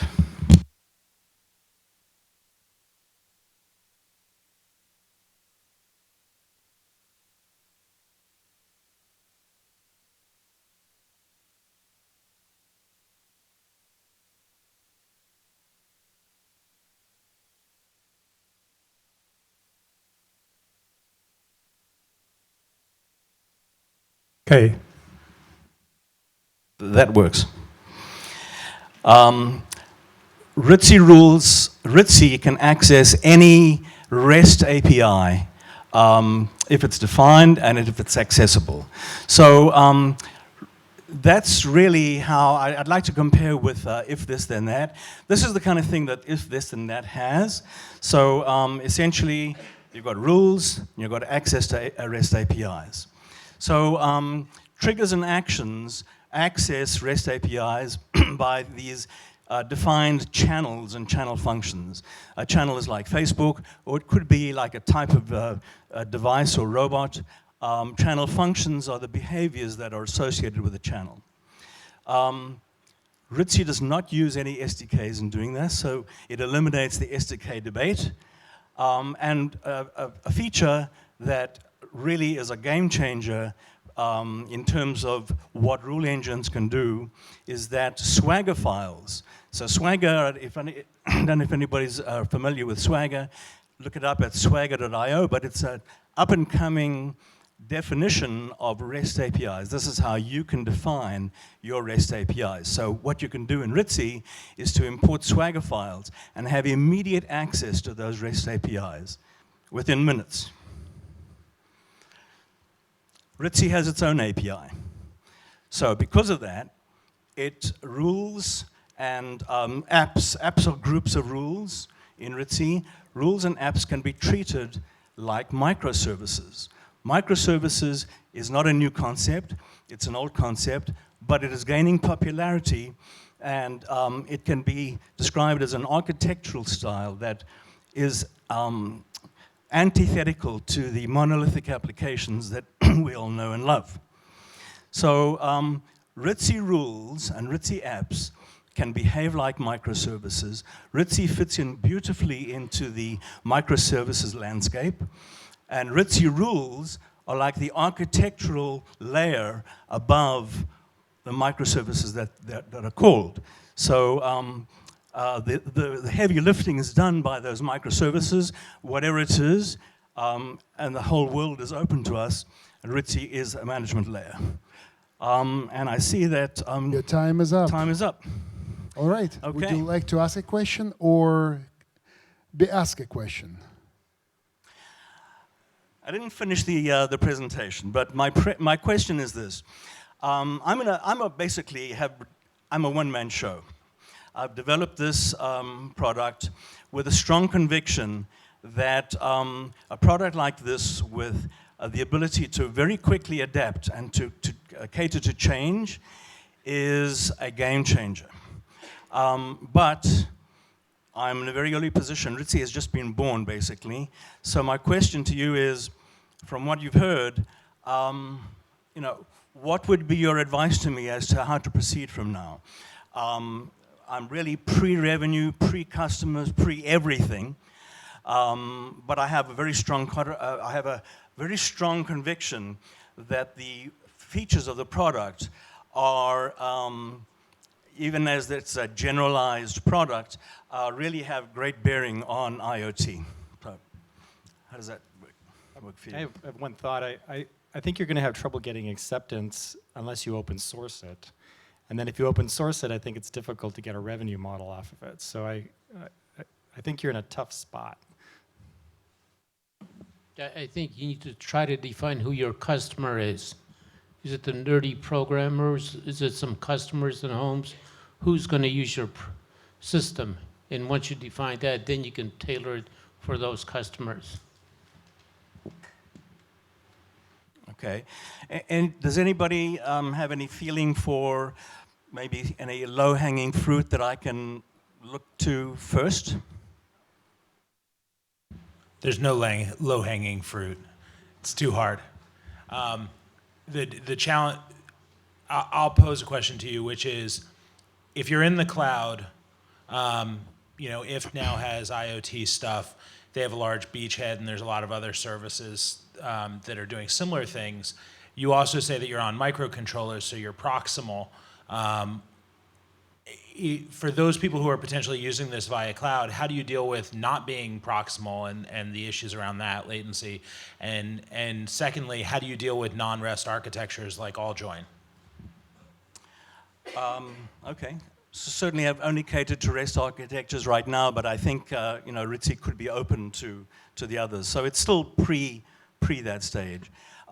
As you saw, and the first focus is the cloud. Amazon Lambda solutions, I think, can really are seen as handling large volumes, but it can run on microcontrollers, it can run on a BeagleBone, etc., Raspberry Pi.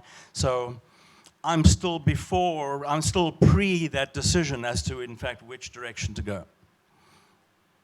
Any other questions?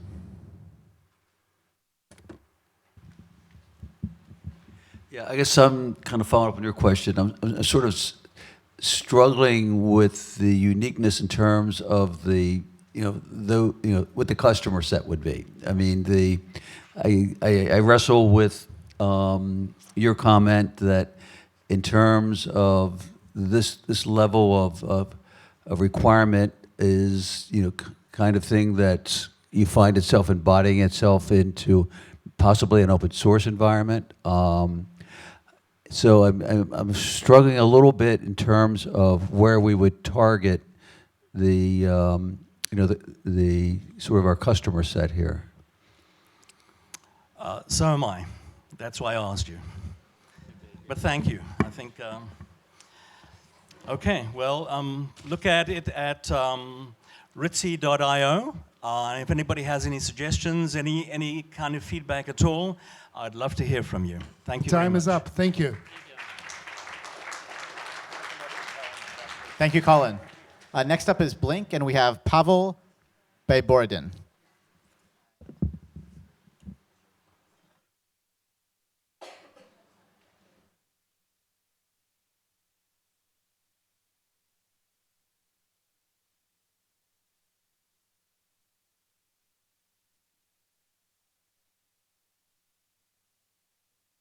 Hi, everyone. I'm Pavel. I'm from Ukraine, so forgive me for my English if I make any mistakes. So I'm from Blink, and our goal is to make it really easy and fast for any business to get connected to the Internet of Things, actually in a matter of days.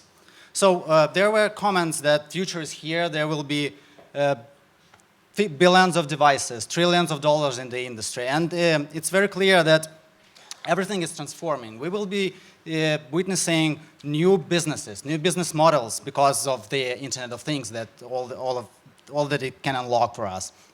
And sorry,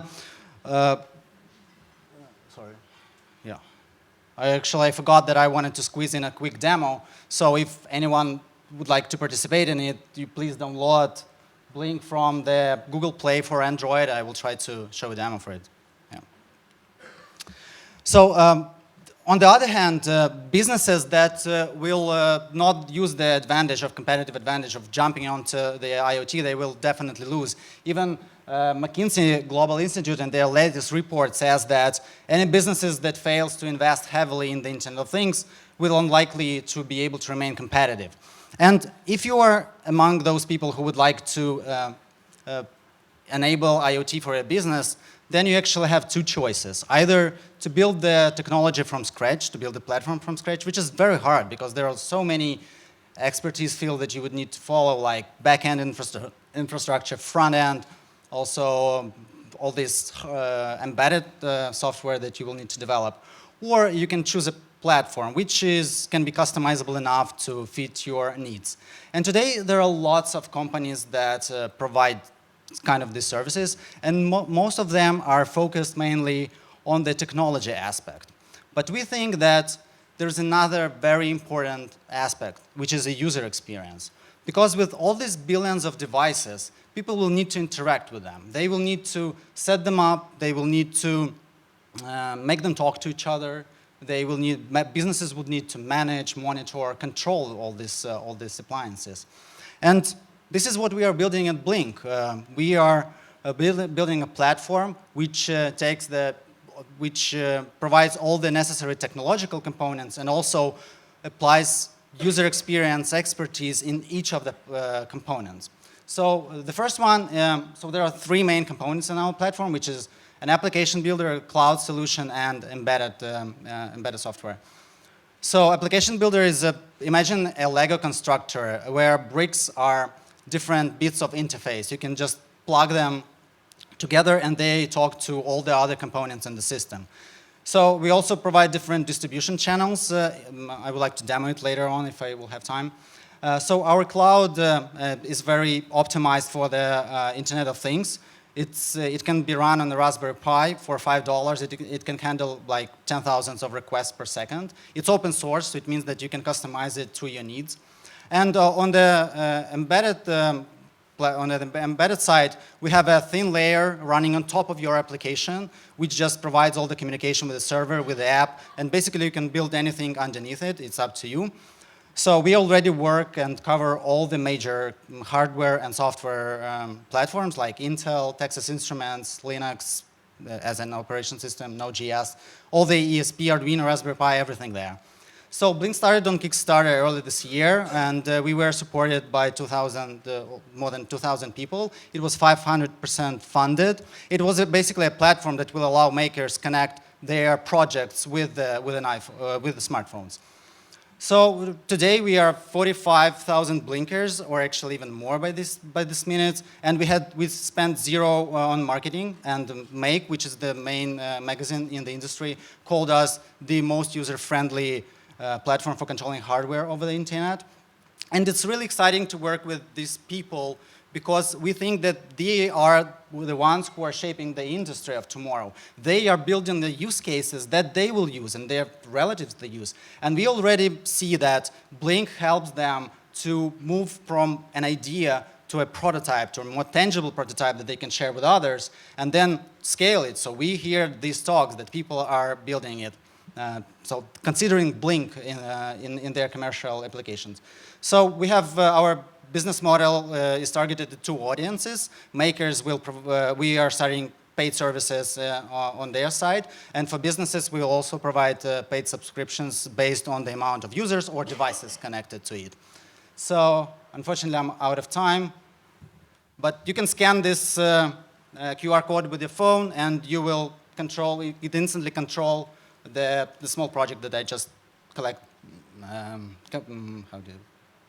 constructed in like 30 minutes before the presentation. So it's an LED lamp with a sensor, and everyone with an app can get access to it. All right, so would you like to ask a question, or would you like to be asked a question? So let's start with the questions. I have a very big one. Can you describe your biggest applications? So it's interesting that it's a great question because we hear so the maker community is making everything from controlling a robot or just blinking an LED as an experiment to controlling the houses, to controlling garage doors, controlling their greenhouses and getting information. So we also heard about business owner of spas, a network of spa salons that they track the level of different chemicals in the pools, for example. They monitor it. So since we are like a constructor, it can be applied for anything. And we just launched the business kind of offering. And without any PR or any marketing, we are getting about 3 to 4 requests per week. Per week. From different people who are interested in doing business with us. What is your monetization strategy? It's very expensive. It's an expensive one. Like the MacBook. Oh, it's just full, so I thought it might be expensive to fix it later on. So what is your monetization strategy? So since we can be applied to almost any business that needs some kind of a dashboard or control, or like there are lots of applications with it, we can participate in almost any business, which makes our model very, very scalable. Those bits of interface that we will develop together with the community, basically, based on their feedback. So we will apply our expertise and user experience in software development on top of it, give it back to people. So basically, if you need to create, you can create an Uber application with Blink in maybe a week or something like this. So it won't contain the payment system, for example, but it will have all the other modules that are needed. So since we're a constructor, it can be applied across a wide variety of businesses. So with the three pieces that you described, as bits and pieces of those are being encroached on by others, so like, the new Microsoft Visual Studio, you can just build IoT projects by just targeting an environment like AllJoin. AWS IoT Icebreaker, now gives you device brokering, communication brokering, et cetera. What do you see as your special piece that you're going to be able to save as a beachhead for you? Okay, so it's a great question. So what we see is that people who are developing IoT right now, so there are lots of hardware manufacturers, there are lots of hardware engineers. They know a lot about their stuff, but they know very little about user experience. They know very little about creating apps and so on. And they are asking for us like, wow, finally, there is a solution that will allow us to do it in 5 minutes, actually. So we know all the backend and everything. We can run your server, we can use our own. So we can use any component that we are already using and apply Blink on top of it and have an interface, for example, for the application. Help me clarify. I'm trying to structure who you're addressing. Is this like an architecture framework, a software platform, a service platform, a device? What is it that you deliver? That's what I'm. So we deliver the set of tools that. So it's a set of tools for facilitating the development of the application. Yeah. Okay. So it's the set of tools that will help everyone connect the different dots: the hardware with the server, and server with the people or with the business owner, for example. So you're agnostic to whatever architecture, structure, infrastructure, whether it's done at the edge, whether it's done in the cloud. You're agnostic to. Yeah. So those types of environments. Implement Bluetooth protocol if it's needed, so it can directly talk to devices. You can talk it over the internet. You can talk it internally in the local network, whatever you want. Okay. Oh, it's 0. All right, thank you very much. Thank you. Sorry.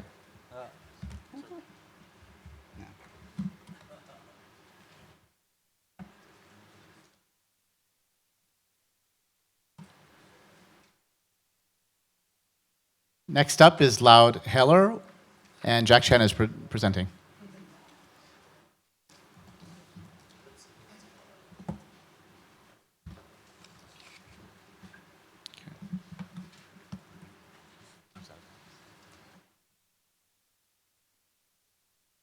Great, thank you for coming here tonight and for staying so late to hear about LoudHeller. The reason why we're working with IoT is because it has the potential to make people's lives measurably, quantifiably better. It's not just that it's a potential technical gimmick, but that it could actually improve people's lives. But there's a problem, at least aside from my perspective. And it's that it's subject to the limitations of the internet. And we're talking about availability, congestion, affordability, power, and the infrastructure costs that are associated with it. For those of you who don't leave New York City, you may not see these as being real problems, but I live in Ulster County, which is 90 minutes north of Manhattan. And most of the county, large parts of the county do not have cell reception. So as you're driving around, you can't get a cell signal. More importantly, there's no DSL and no cable available to large portions of the county as well. A few years ago, I called Time Warner to find out about getting cable run to my house, and they wanted me to pay them $30,000 to get a cable connection. So the question becomes, how does IoT help people like me? How does it make my life better? if I work or live in some place like Ulster County, 90 minutes away from New York City. We're not the only people who are thinking about this problem. Don Dodge, the Google developer advocate, has talked about this, and from a different perspective, but essentially one of his predictions for 2015 was that you need to have an alternative data network that will be better suited to provide the data needs of IoT. And he predicted that the form of that would be a low-cost mesh type of network.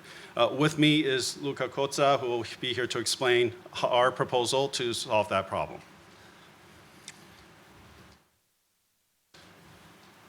Okay, so our idea, the approach where it comes from is that let's look at the IoT and let's look at what is the Internet of Things means. You know, Internet of Things, thing that everybody thinks, oh, okay, I need a device that needs to connect to the Internet. But the truth is that the devices need to connect each other as well. So how can we create a different environment, a different world, or have all the access of technology if there is no Internet? How many times we are in a certain location, we don't have Internet, we want to control our thermostat at home? Stop. We are at home, we cannot control our thermostat, we have a latency of 30 seconds, we just get mad, we just want to unplug everything, we go there, and we touch with the finger. So all these kind of things are real problems that the normal users are seeing, and where we see potential about getting into the market with our solutions. So what is Internet without things? IoT without the Internet. So people need way to access devices, nodes, knobs, sensor, in a way that is independent from the cloud. Now we have cloud-to-cloud integration, everybody. We have multiple level of integration, which is great, creates things, but is not what we target, what we address. We address a specific cluster, a specific market, which is this one. So bringing IoT to areas with poor connectivity. So it's not looking good, but you know, we have like a situation like where you have a big boat, cruise boat, how that works. You know, you have a boat running in the ocean, and how can you get connectivity between the people on board without killing the Wi-Fi system that clearly is well known by everybody poor, and if we use data is, sorry to say this way, crazy expensive. Then in an area like stadium and with high concentration, we clearly have a break into the cell, Wi-Fi, and standard connectivities, which do not let like proximity advertisement technology work as the business model would provide. And situation where we have remote locations, like we can say oil rigs, area where jack leaves without connectivity. So our goal is to target and to provide a platform which provide true mesh based on Bluetooth, true mesh. We work on range, we optimize energy consumption of the device, we reduce the latency on applications, and we try to maximize the data chunk, which... Questions? I have a question. You appear to be only Bluetooth, right? Yeah.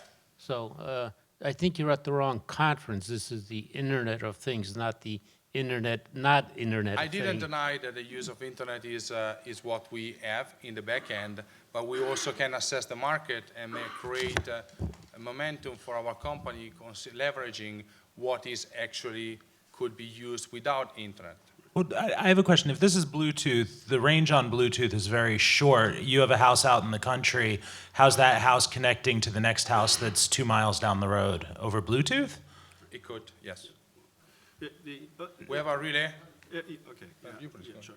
A couple of things. I mean, we're not looking to be a standalone kind of solution, but rather we are talking to wireless carriers as a way to help them extend their coverage so that where the wireless network may stop in terms of their range, that's where we can pick up and be the last mile solution. So we're not talking about using Bluetooth to run hundreds of miles, but rather the last mile solution.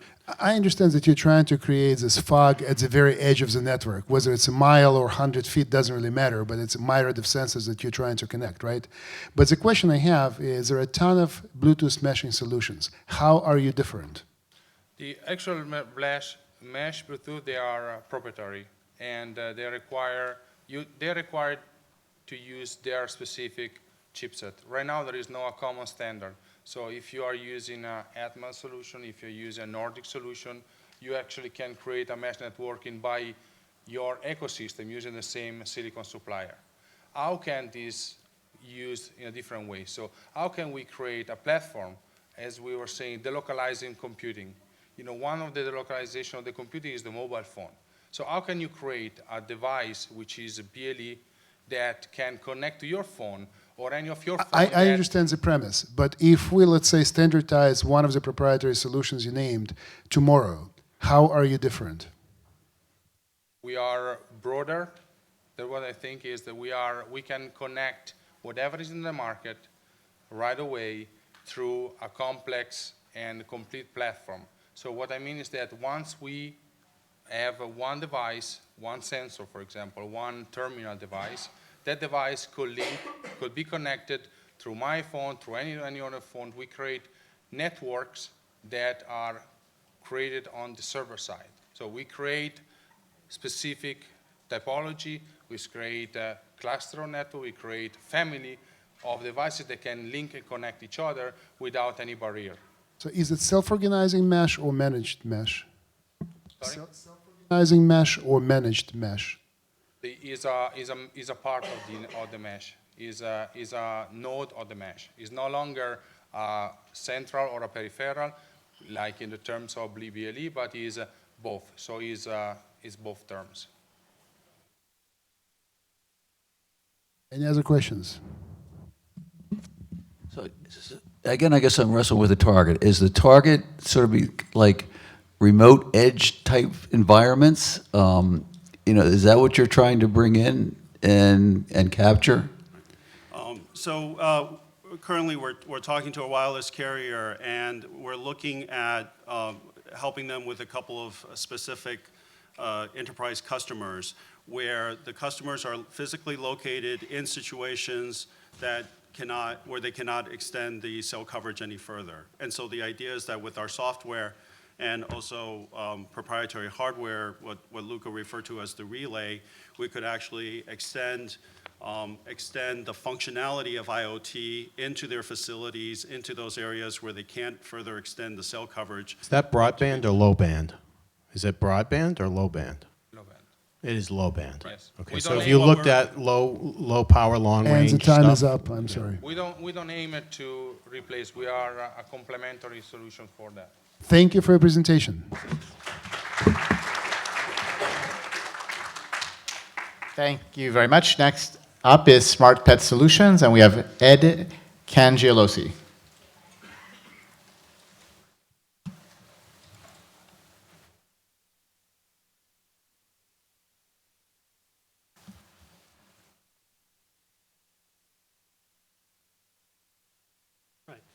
Thank you, everyone. Thank you for sticking around. My name is Ed Cangialosi. I'm the CEO of SmartPet. We are an Internet of Things company. We're working on finding a niche within the pet environment. We decided that we wanted to get into this, and we needed to find an area that wasn't being exploited by large data companies. And so what we've done is taken a look. Slide. All right, what we did was we tried to look into what was happening, as I said, in the pet market. What we discovered there is that there is a problem, in fact. It's a very large market. It's a $60 billion market, in fact. About 14 billion of that is devices. About 12 billion of that is actually dry food for cats and dogs. There are 190 million pet cats and dogs. Over half of them are overweight or obese. So actually, the product that we're building is a smart pet feeder. It's the hardware device in particular, and it's linked to a database and software. So the way that it works is that you would buy our device, you get home, you download the app, you put in some parameters about your pet, basically age, size, weight, those kinds of activity levels.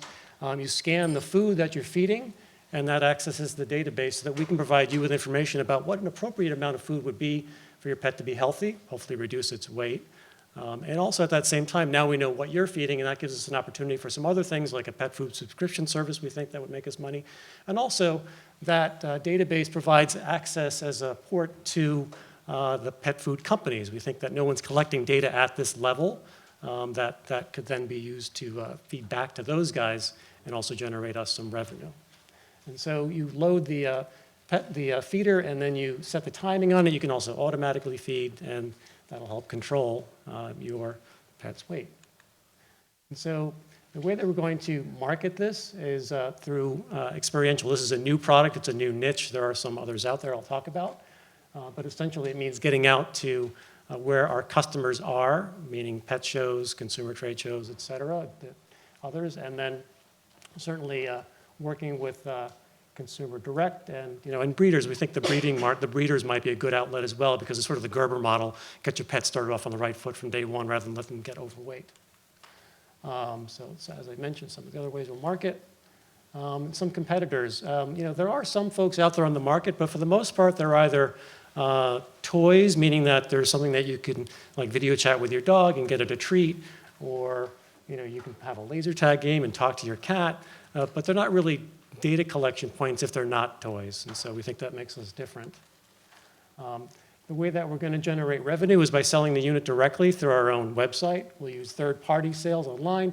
As I said, we think there's a pet food subscription model that we can access, and then we want to use the revenue that we're generating to build some companion units like a smart hydration unit, as well as a pet activity monitor. Those already exist in the market. In our first generation, we want to sync to those, learn from them, and then build our own unit as a follow-on. And we think there's some B2B opportunity, both in terms of the canine market. It costs a lot of money to train a police dog, for example, so you'd want to optimize the health of that dog.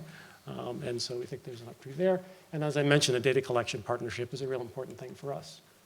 This financial projection really is about 2 generations down. Right now, we're building the prototype. We're using IPS to do that, as a matter of fact. We're going to be taking this spring. I'm at Columbia Business School. I work there as a major gift officer. I'm also entering the greenhouse program to work on furthering developing this over the course of the spring. We're going to do a family and friends round initially to build our beta run, and then from there go to like an Indiegogo to sell that, to get our beta testers and get feedback to really develop the product that would end up at this level, which was where we'll really be selling it and able to use that revenue to kind of develop the other products that I talked about. So the team, as I said, myself, I work at Columbia. I've bootstrapped 2 different bicycle businesses actually before this. I specialize in customer relationship and building the sales part of it. My brother, who's my partner, is a computer scientist, electrical engineer. He manages teams at Barclay that develop electronic trading platforms. So we think our skills are complementary. We both manage people. And we've really never had an opportunity to work on a project like this before, but we've talked about doing things together our whole lives. And so with that, I'll pause. And actually, I don't really have questions for you guys, but I'd love to hear what you think and where you think you could see this going, et cetera. So. Well, thank you for your presentation. Questions? So, first of all, it seems like a kind of the platonic ideal of an Indiegogo project, but it doesn't strike me as an IoT thing. Once you've downloaded the initial configuration, which could obviously just be in an app that's associated with it and linked, I'm not sure I see any ongoing reason for connectivity, and if you want to have this connected, it means you're going to have to spend an extra $20 on putting Wi-Fi into it, which drives up your price to, further, up to that $200 retail mark. It strikes me, I need a justification for why IoT, which is going to drive up that price point. Sure. I mean, I guess that we've looked at what's happening in terms of the standards within IoT, like within the home in terms of what's using it. Should it be a Bluetooth type of thing because it's therefore being more of a low power kind of thing that's within the home, or is there with the coming standards changing, will it become more of an IoT kind of situation that is reasonable and able to be utilized? So we've looked at companies that are doing that kind of piece to fit in where we can tag on to it, like a Wenmo, I guess, and others. So don't know if that answers your question, but you know, it's certainly one of the things that we're looking at to kind of help solve that. So it's not connected then? I'm sorry? It's not connected? I thought you were getting data. No, I'm sorry. Yes, it is connected. So, I mean, it's connected. You know, the hardware would be connected through your Wi-Fi ultimately, yes, in terms of powering it. So it you is have to go back connected. to the phone, so yeah. Okay, other questions? Now, this makes it hard. So this is not part of the integrated home. It's a standalone application for supporting the pets in the house. Right. Okay. So I guess I didn't mention the target market, that slide in particular. I guess it's urban people, suburban people who, you know, are not around to take care of their dogs and their cats for the most part. You know, they use dog walkers, and I guess. I just have an observation. I think it's a great idea. I saw your projections. It's always nice to have projections. Not many people here have, and you have them. I think I think maybe your time to market is long, and you show 2 years to getting to the product market. Yeah, I think that's about what we're targeting based on. Yeah, we're talking about. And I'm concerned that, you know, what's really the barrier to entry? Who else is going to come up with some kind of a competing product? Personally, I think that a product I probably wouldn't buy it myself, but there's so many people. The pet market is a vibrant market, you know, and you know, I think that if it's done right. I just was at another event and I saw somebody that had like one of these. It's an IoT-enabled pet door. So the door won't open if the pet doesn't have an NFC thing around his collar to keep other pets out of the house, type of thing. It was a pretty interesting one. And so, you know, I think that there's other people out there that are doing similar stuff. And, you know, I would say, just as advice, is speed it up and maybe get some partnerships going and get something out into the market and see if it, you know, actually resonates, because it could move fast. Yeah, no, Just I agree. to I think pick that up on is that, moving fast. I would say get it up on Indiegogo or and you're going to see if you have an audience for it. And then the build side of this is not super complicated. It's a relatively straightforward device. There's not a lot of sensors. Yeah. I think it's probably more a matter of the funding, I think, in terms of us accumulating that, since we're investing in making the prototype. But after that, it's, you know, and as I said, in terms of timeline for myself, it has to do with this, you know, the program that I'm in. So. From RBC Capital Markets and Columbia University. Yeah. Yeah, I think the skill set's okay. And the really, time is up. Thank you. Well, thank you. Okay. Good luck. Thanks. Next up is NonaTech, and we have Gary German presenting.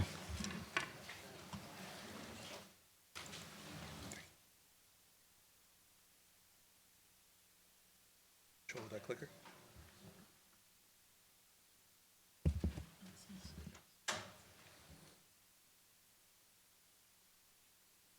Thank you, everyone. My name is Gary German, president and co-founder of NonaTech. Decided to start NonaTech once my grandmother suffered a stroke. When she came home from a rehab center, we set her up with some home care staff, and she was abused by one of the home care attendants. We were able to remedy that very quickly, but even after the abuse, she was still in and out of ER and the hospital due to falls and urinary tract infections. The senior population is expected to double within less than 15 years, from 40 to 80 million people. 117 million people in the US currently have one or more chronic health condition. According to the federal government, 20% of elderly patients are back in the hospital within 30 days after discharge, and $17 billion is estimated that is spent on potentially avoidable readmissions. The total value of services and support for seniors in the US exceeded $400 billion. NonaTech is the first digital health solution focusing on the early detection of physiological changes by monitoring behaviors or the absence of behaviors. We're able to create a pathway to lower level interventions, containing healthcare costs, and reducing avoidable emergency department visits, hospitalizations, nursing home placements, and overall admissions to higher levels of care. We are a pilot health tech winner. We won $100,000 and are approved for a $250,000 budget that allows us to go forward with partnerships with some health plans, senior living community, skilled nursing facility. We were featured on PBS and a couple other news programs as well. Our solution provides real-time data to clinicians, allowing them to continuously monitor falls, wandering, and potential health risks, such as urinary tract infections, sleep apnea, depression, and dehydration. Our connected health devices and predictive analytics allows for the proactive management of disease, enabling the reduction of admissions to higher levels of care. Our platform is able to track medication adherence or lack thereof, and the activities of daily living, such as sleeping, eating, bathroom, and socialization patterns. So how does this all work? Data is collected from unobtrusive connected health sensors, and that data is automatically transferred to clinicians, family members, caregivers, and that data is passively collected, meaning no self-reported data. We're device agnostic, but what makes us even more unique is that we created some of our own sensors as well. As you can see here, incontinence sensor is the only one that's still in beta. We have a screenshot of our app showing that Linda, indicating Linda is doing well by the green circle and her daily activity feed. If that circle was yellow, it would notify the clinician or caregiver that situation needs to be looked at into further before it escalates into a potential emergency event. If it was red, it would indicate that it was a high probability and an intervention is required to avoid a potential hospitalization. Some of our competitive advantages: no other company has integrated as many unique unobtrusive sensors to provide real-time monitoring and automatic data transfer to clinicians and others. No self-reported data. Again, we have data showing over 35% fewer ER visits, 14% fewer days in long-term care, and 7% fewer inpatient admissions of elderly and chronically ill individuals. Savings of over $500 per patient per month, and a 5x ROI per member. Again, platform device agnostic, also helps users obviously control lights and appliances by some of the protocols that we use, and does not require users to wear nor carry a device around.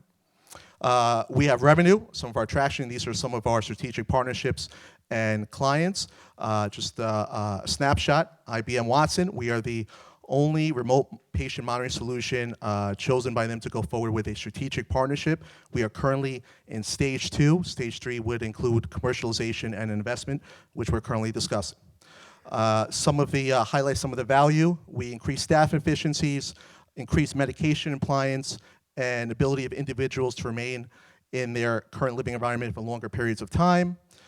Business model, $89 per user per month, includes access to our software and 4 sensors. Additional sensors can be purchased for a one-time fee of $49 to $99. And for additional $30 per user per month, it's access to an off-site call center for those that need it. Quickly, we have a great team. Our CTO has been part of 8 other companies, sold the company for over $30 million. Chief Clinical Officer has ran large healthcare organization. My family has run some senior living communities, and I've been part of other startups as well. And the opportunity right now, again, achievements to date: we have a patent pending, anticipate awarding the patent in early 2016. Chosen, we have several strategic partnerships chosen. And the time is up. And my time is up. Thank you. So questions? You mentioned you don't have to wear the sensors. So Correct. So how does one get connected to the sensor?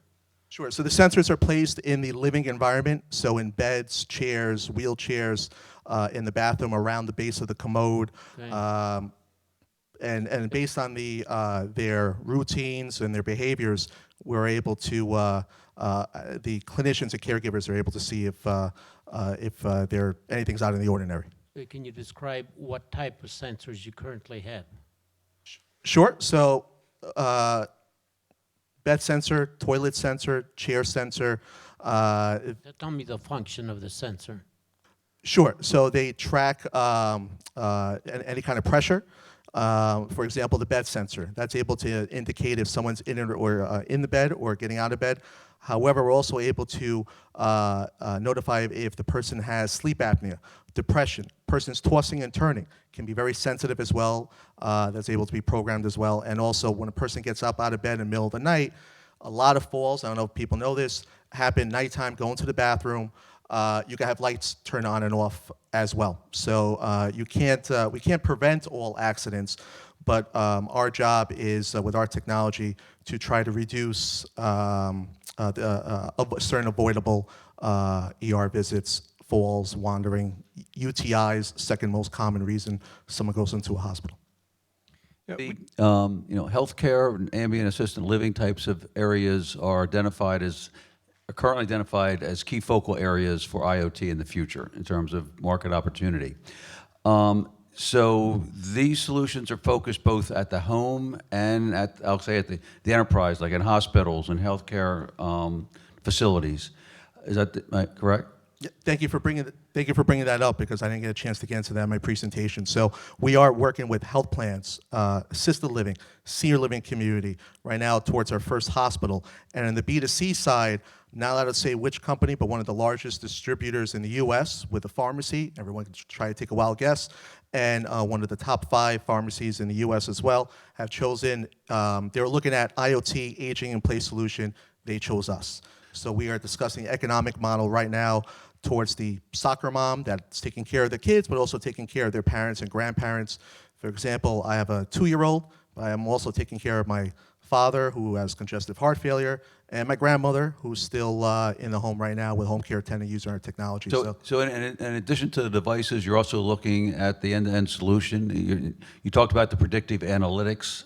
Is this all part of the solution that you're addressing? Correct. So our rules-based algorithms enable notifications not only when thresholds are reached, but also when concerning trends are detected. So it's more than just sensing. It's actually the analysis, the analytics, the predictive planning, things of that nature that are all built into this solution. Absolutely. We have trends and graphs as well letting them into. Okay. Which side of the HIPAA compliance do you fall on? Do you have to protect this data, or is it like no? We're fully HIPAA compliant, absolutely. Gateway that everything connects to? Yeah, so we've partnered with some Z-Wave controllers and works right with those. Gateway in the home. Correct. Gateway in the home, but we've also partnered with some telecom, so Wi-Fi and also cellular connectivity as well. But that partnership benefits us as well because they are doing some distribution for us. We're the first company that was partnered with Sprint's New York healthcare group.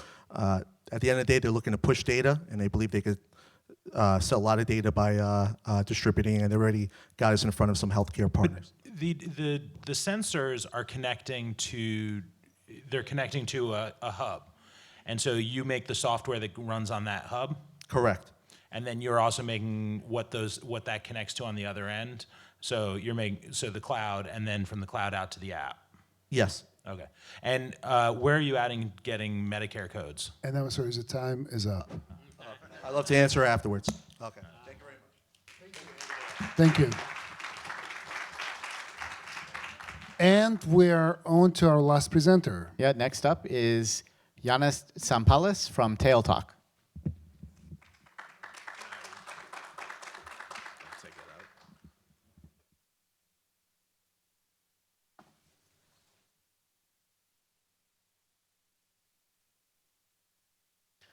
Hey guys, thanks for having me over.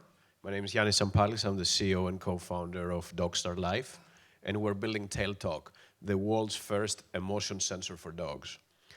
There are over 75 million dogs in the US, and none of them speaks English to tell us how they feel. But dogs do speak with their body language, their barking, and the tail has been identified as one of the key media that the dogs convey their emotions. And there's been extensive academic research recently and qualitative analysis from animal behavior is that the way that the dogs are wagging their tail, that's how they communicate how they feel. And also tail wagging includes complex signals that humans cannot necessarily understand, but other dogs do because that's their language. And that's why we decided to create TailTalk. So TailTalk is a tiny smart device that's placed on the tail of the dog and is be able to understand the placement and the position and the movement of the tail.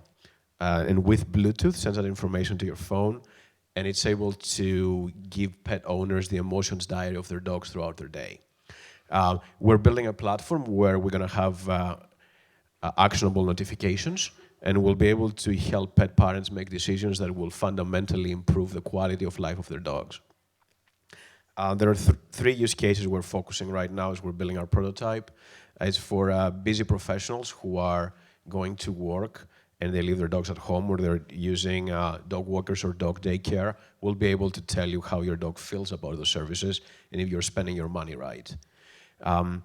When a new puppy comes home, and it's an exciting time for pet parents and for kids, but it's also a very stressful time.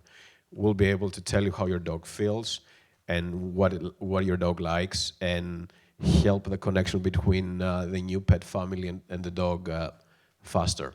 And also we're collecting data over a long period of time, and that information is going to be available to pet professionals who will be able to make better assessments using the emotional aspect of that. We cannot really measure our best friend's happiness in dollars, but the pet industry is being a very healthy and recession-proof industry. There is over 75 million dogs in the US, as we mentioned before, and there is a new trend emerging, which is the anthropomorphization of dogs.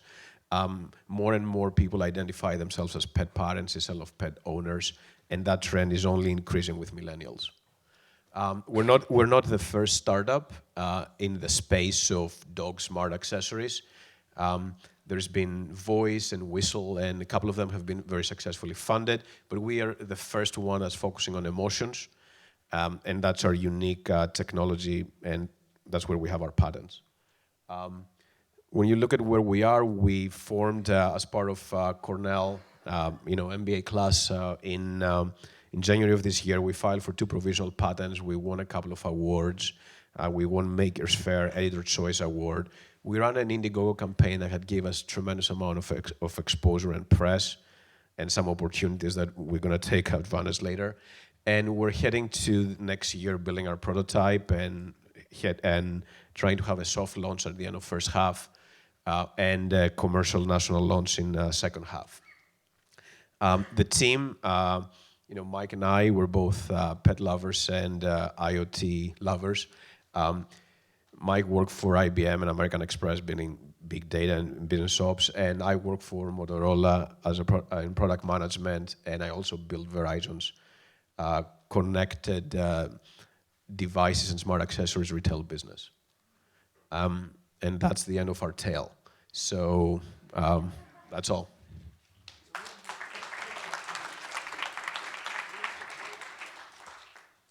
Would it be true to say that you're the first company chasing the tail?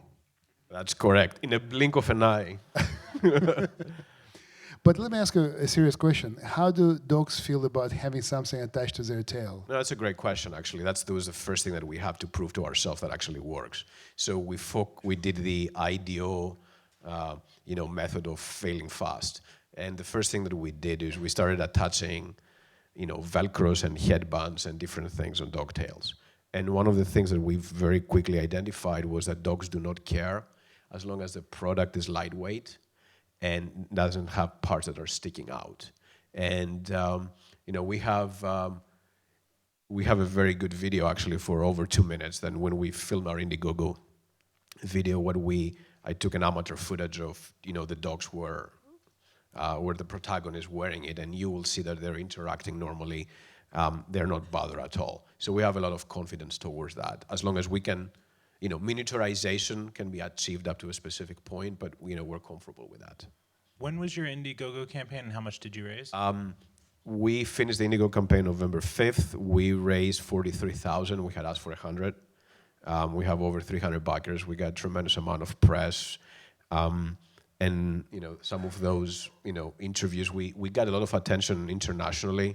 And people actually wanted to partner with us for trials, but we're still building a prototype. And do you have a sense of what the cost of this would be? We're using the smart system, the algorithm and the platform. The sensors that we are using, will probably take us, in the low teens. And then it's up to us about, how much we want to price it. There's a lot of price, you can have price skimming on such a new technology. The intention for us here is obviously, and you asked guys the question before to other teams, where's the IoT aspect of that? capturing the emotions of the dog is just like really the first step. The question is what you do with the data, how you analyze it, how your platform is learning, and how you can activate other devices based on that data. And that's what we don't show, but that's what our future is, and that's what our patents are. I think all the dog monitors, and like I've seen a few presentations from different companies. I think they're all cool. In all of those presentations, the questions come up, which is sort of like the long-term viability of these things, right? So you discover, you buy this, you put it in your dog, and you get a tweet, he's happy today, and he went out the house, right? Next day you get the same thing. That a week later your dog's happy, and you keep getting the same kind of data. So 5 months after I've had this thing on his tail and he keeps telling me he's happy, I think it sort of wears off on me. Yeah. Right? So what's your thoughts about, okay, how do you keep the engagement? I think it's really a matter of engagement. Yeah, absolutely. Right? Because I'm not going to go tell my grandmother to get one for her cat if I'm bored with mine. So. Absolutely no. We talked about happiness because that's the easy one. It's like the Facebook like of the world. But there is a lot of, there's obviously aggression, there is fear, there is relaxed, and there is anger. So all of those emotions will be captured and will be able to be identified. The most important thing with that data is, your dog is happy and it's active. You will be able to get an emotional diary throughout the day. But what you'll also be able to understand is you will be able to see when the pattern changes. And that information, usually the mood and the behavior is a prediction for health issues. So our intention, or our plan is to have animal behaviorists and dog trainers on staff that will be able to actually give you guided advice about what is happening in your dog's life. I could see if you were monitoring gait or something like that. Like our dog just had a problem with one of its paws, and being alerted a few hours before we noticed it might have helped. But I still have problems with, okay, after a long period of time, I pretty much get 4 or 5 pieces of data which don't change much. Yeah. This looks like a long tail application. Thank well, you. Thank you very much. I think we're going to love our niche Your time is consumers. up. We had a fantastic set of presentations. Thank you, all of the startups. What we have to do right now, since we're running a little bit behind the time, is Mitchell will go through all of the sponsors' prizes and local announcements. In the meantime, we will try to tabulate the results from our panel to figure out who won the first prize. So stay tuned. We'll be back in a couple of minutes.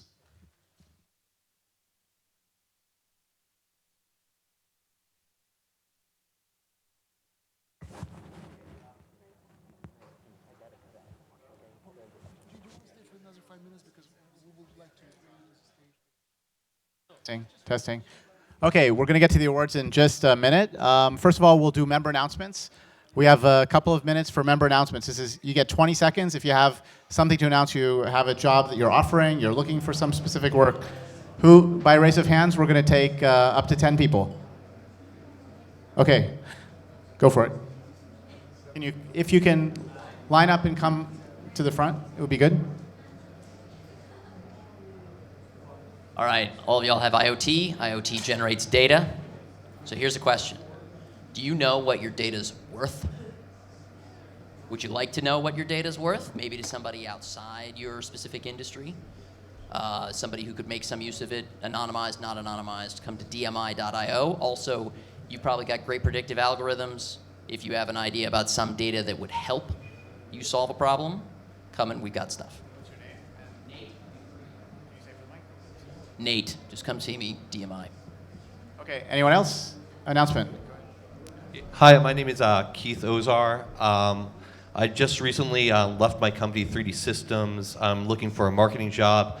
You might know the word MakerBot. That's probably because of me. I was director of marketing when there was 25 people at MakerBot. I got my CEO on the Colbert Report. I'm really great at customer engagement, really branding your company. If you want to learn about marketing, and actually what I saw today is a lot of people don't know who their customers are. Why do they need your product? Can I use it? Talk to me. I'm really interested in working. Thank you. Great. Thanks, Keith. Anyone else have an announcement? Okay. Excuse me. 2 over here. This is Sayantini. I am volunteering at Argo. I'm a founder member there, but since I'm an international student, I still need to stay in this country. I do need a complete proper job, which is more than 40 hours now. So yeah, I am looking for more of data analysis, GIS analysis kind of job. So if you know something, please do let me know. Hi, again, my name is Kristen Cattell, and I'm here on behalf of Beatrice Witzgall at Lumify. And she is looking for technical assistance and somebody who can provide review of her software. So if anyone is interested in that, even on a consulting basis, please get in touch with me. Thank you. Thank you. Any other All right. announcements? We have one or two. 1 second. Hey everyone, this is going out to all mobile app makers and developers. So I currently work for a company called Branch Metrics.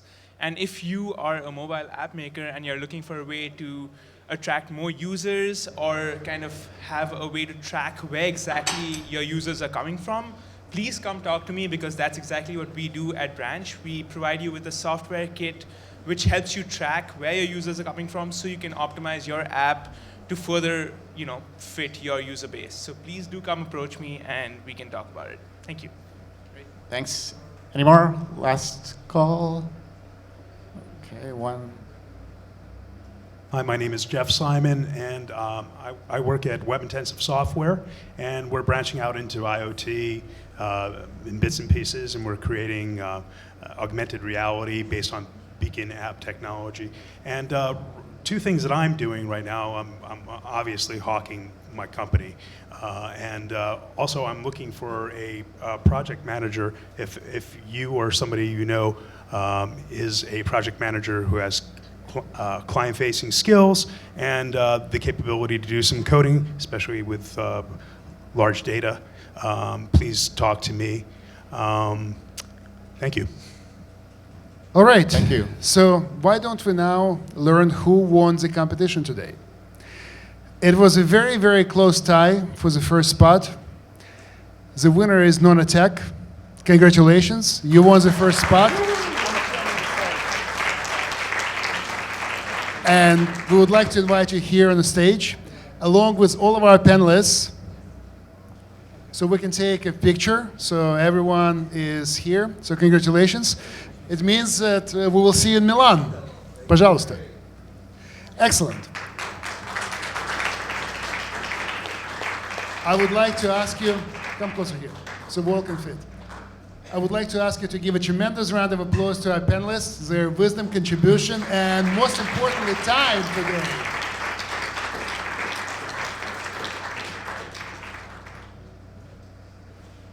So, the close second was Kalida, and unfortunately, the tie was very close, but you guys didn't win. But excellent product. Congratulations and good luck with your success.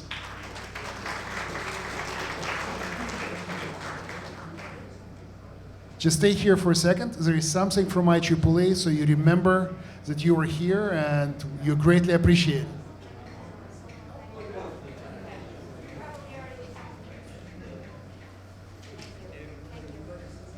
Thank you, panelists. I appreciate that you took the time to come here and help us. Thank you to everybody on behalf of IEEE, and well, thank you, everyone. I don't want to take too much time because I know we're running late. Thank you. We'll see you in Milan. See you. Great meeting you too. Great meeting you. Thanks, Jack. Thanks so much. Before we leave, there are some more awards. Guys, everyone, we have 1 more minute. Before we leave, there are more awards. They didn't go. If you could please have a seat. We have more awards. Mitch, my man, I'll invite up from IPS. Everyone, please, you may leave if you want to leave, but please, if you're staying, have a seat. Thanks very much. My name is Mitch Mame, and I'm with a firm called Intelligent Product Solutions, IPS. We're, excuse me, we're product development professional services, so think engineers, designers. I actually had the greatest description of our company by one of our clients who called us the special forces of product development, and we like that description.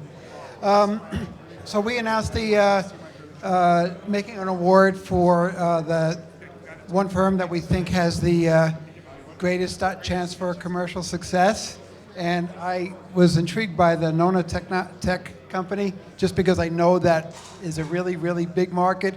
He sounds like he's very far along.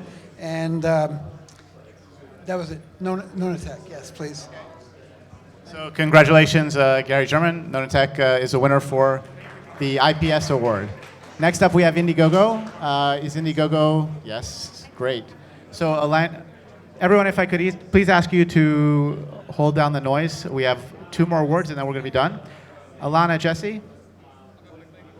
Hi, everyone. I'm Alana Jesse. I'm with Indiegogo. I'm a campaign strategist for design, technology, and hardware. And I want to first of all, thank everyone who presented tonight. But I'd like to give my award to Mike with Smart Pet. Is Mike still here? There you go. Thank you so much.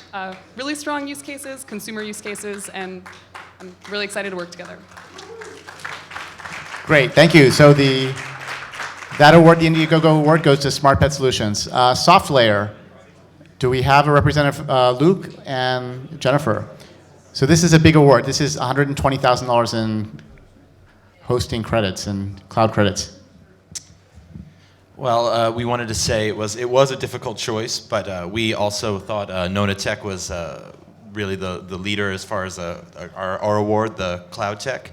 And personally, I think everyone in their life deals with someone who has some sort of care issue, and it really is, I think, a very important technology, and we're happy to support it. Okay, congratulations. And finally, WeWork. WeWork, would you like to announce Adam? Okay, your prize is along with their prize. Yeah, so we have prizes for the top 3 teams, and it could actually be whatever sort of fits the teams most.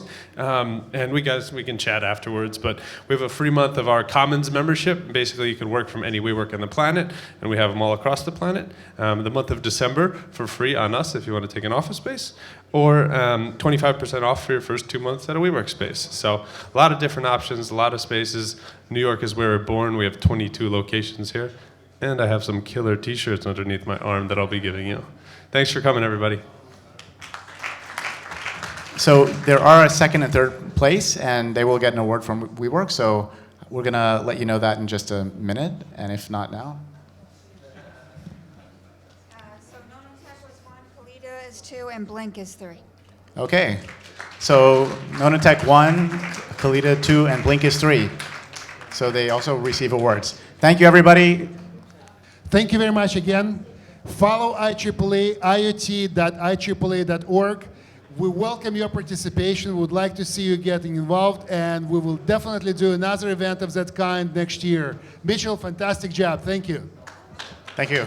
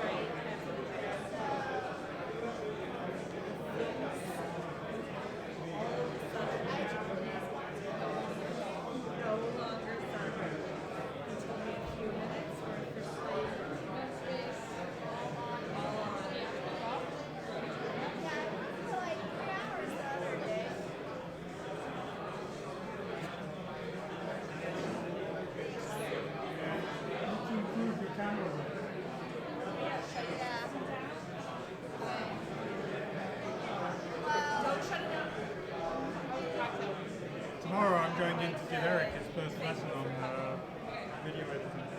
Oh, really? Yeah. Why is that? Yeah.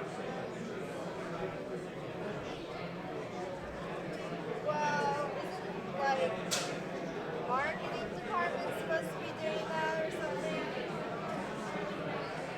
Yeah. You mean Alice? Yeah. I think I said to him, you know, he better learn it, and then maybe he can, get someone else to do it. But you have to know how to do it first. You know what I mean? Right. He told me that Alice. They're good. Video's up. It was stream live. Yeah, but it's still, I streamed it both to two places. It was on Internet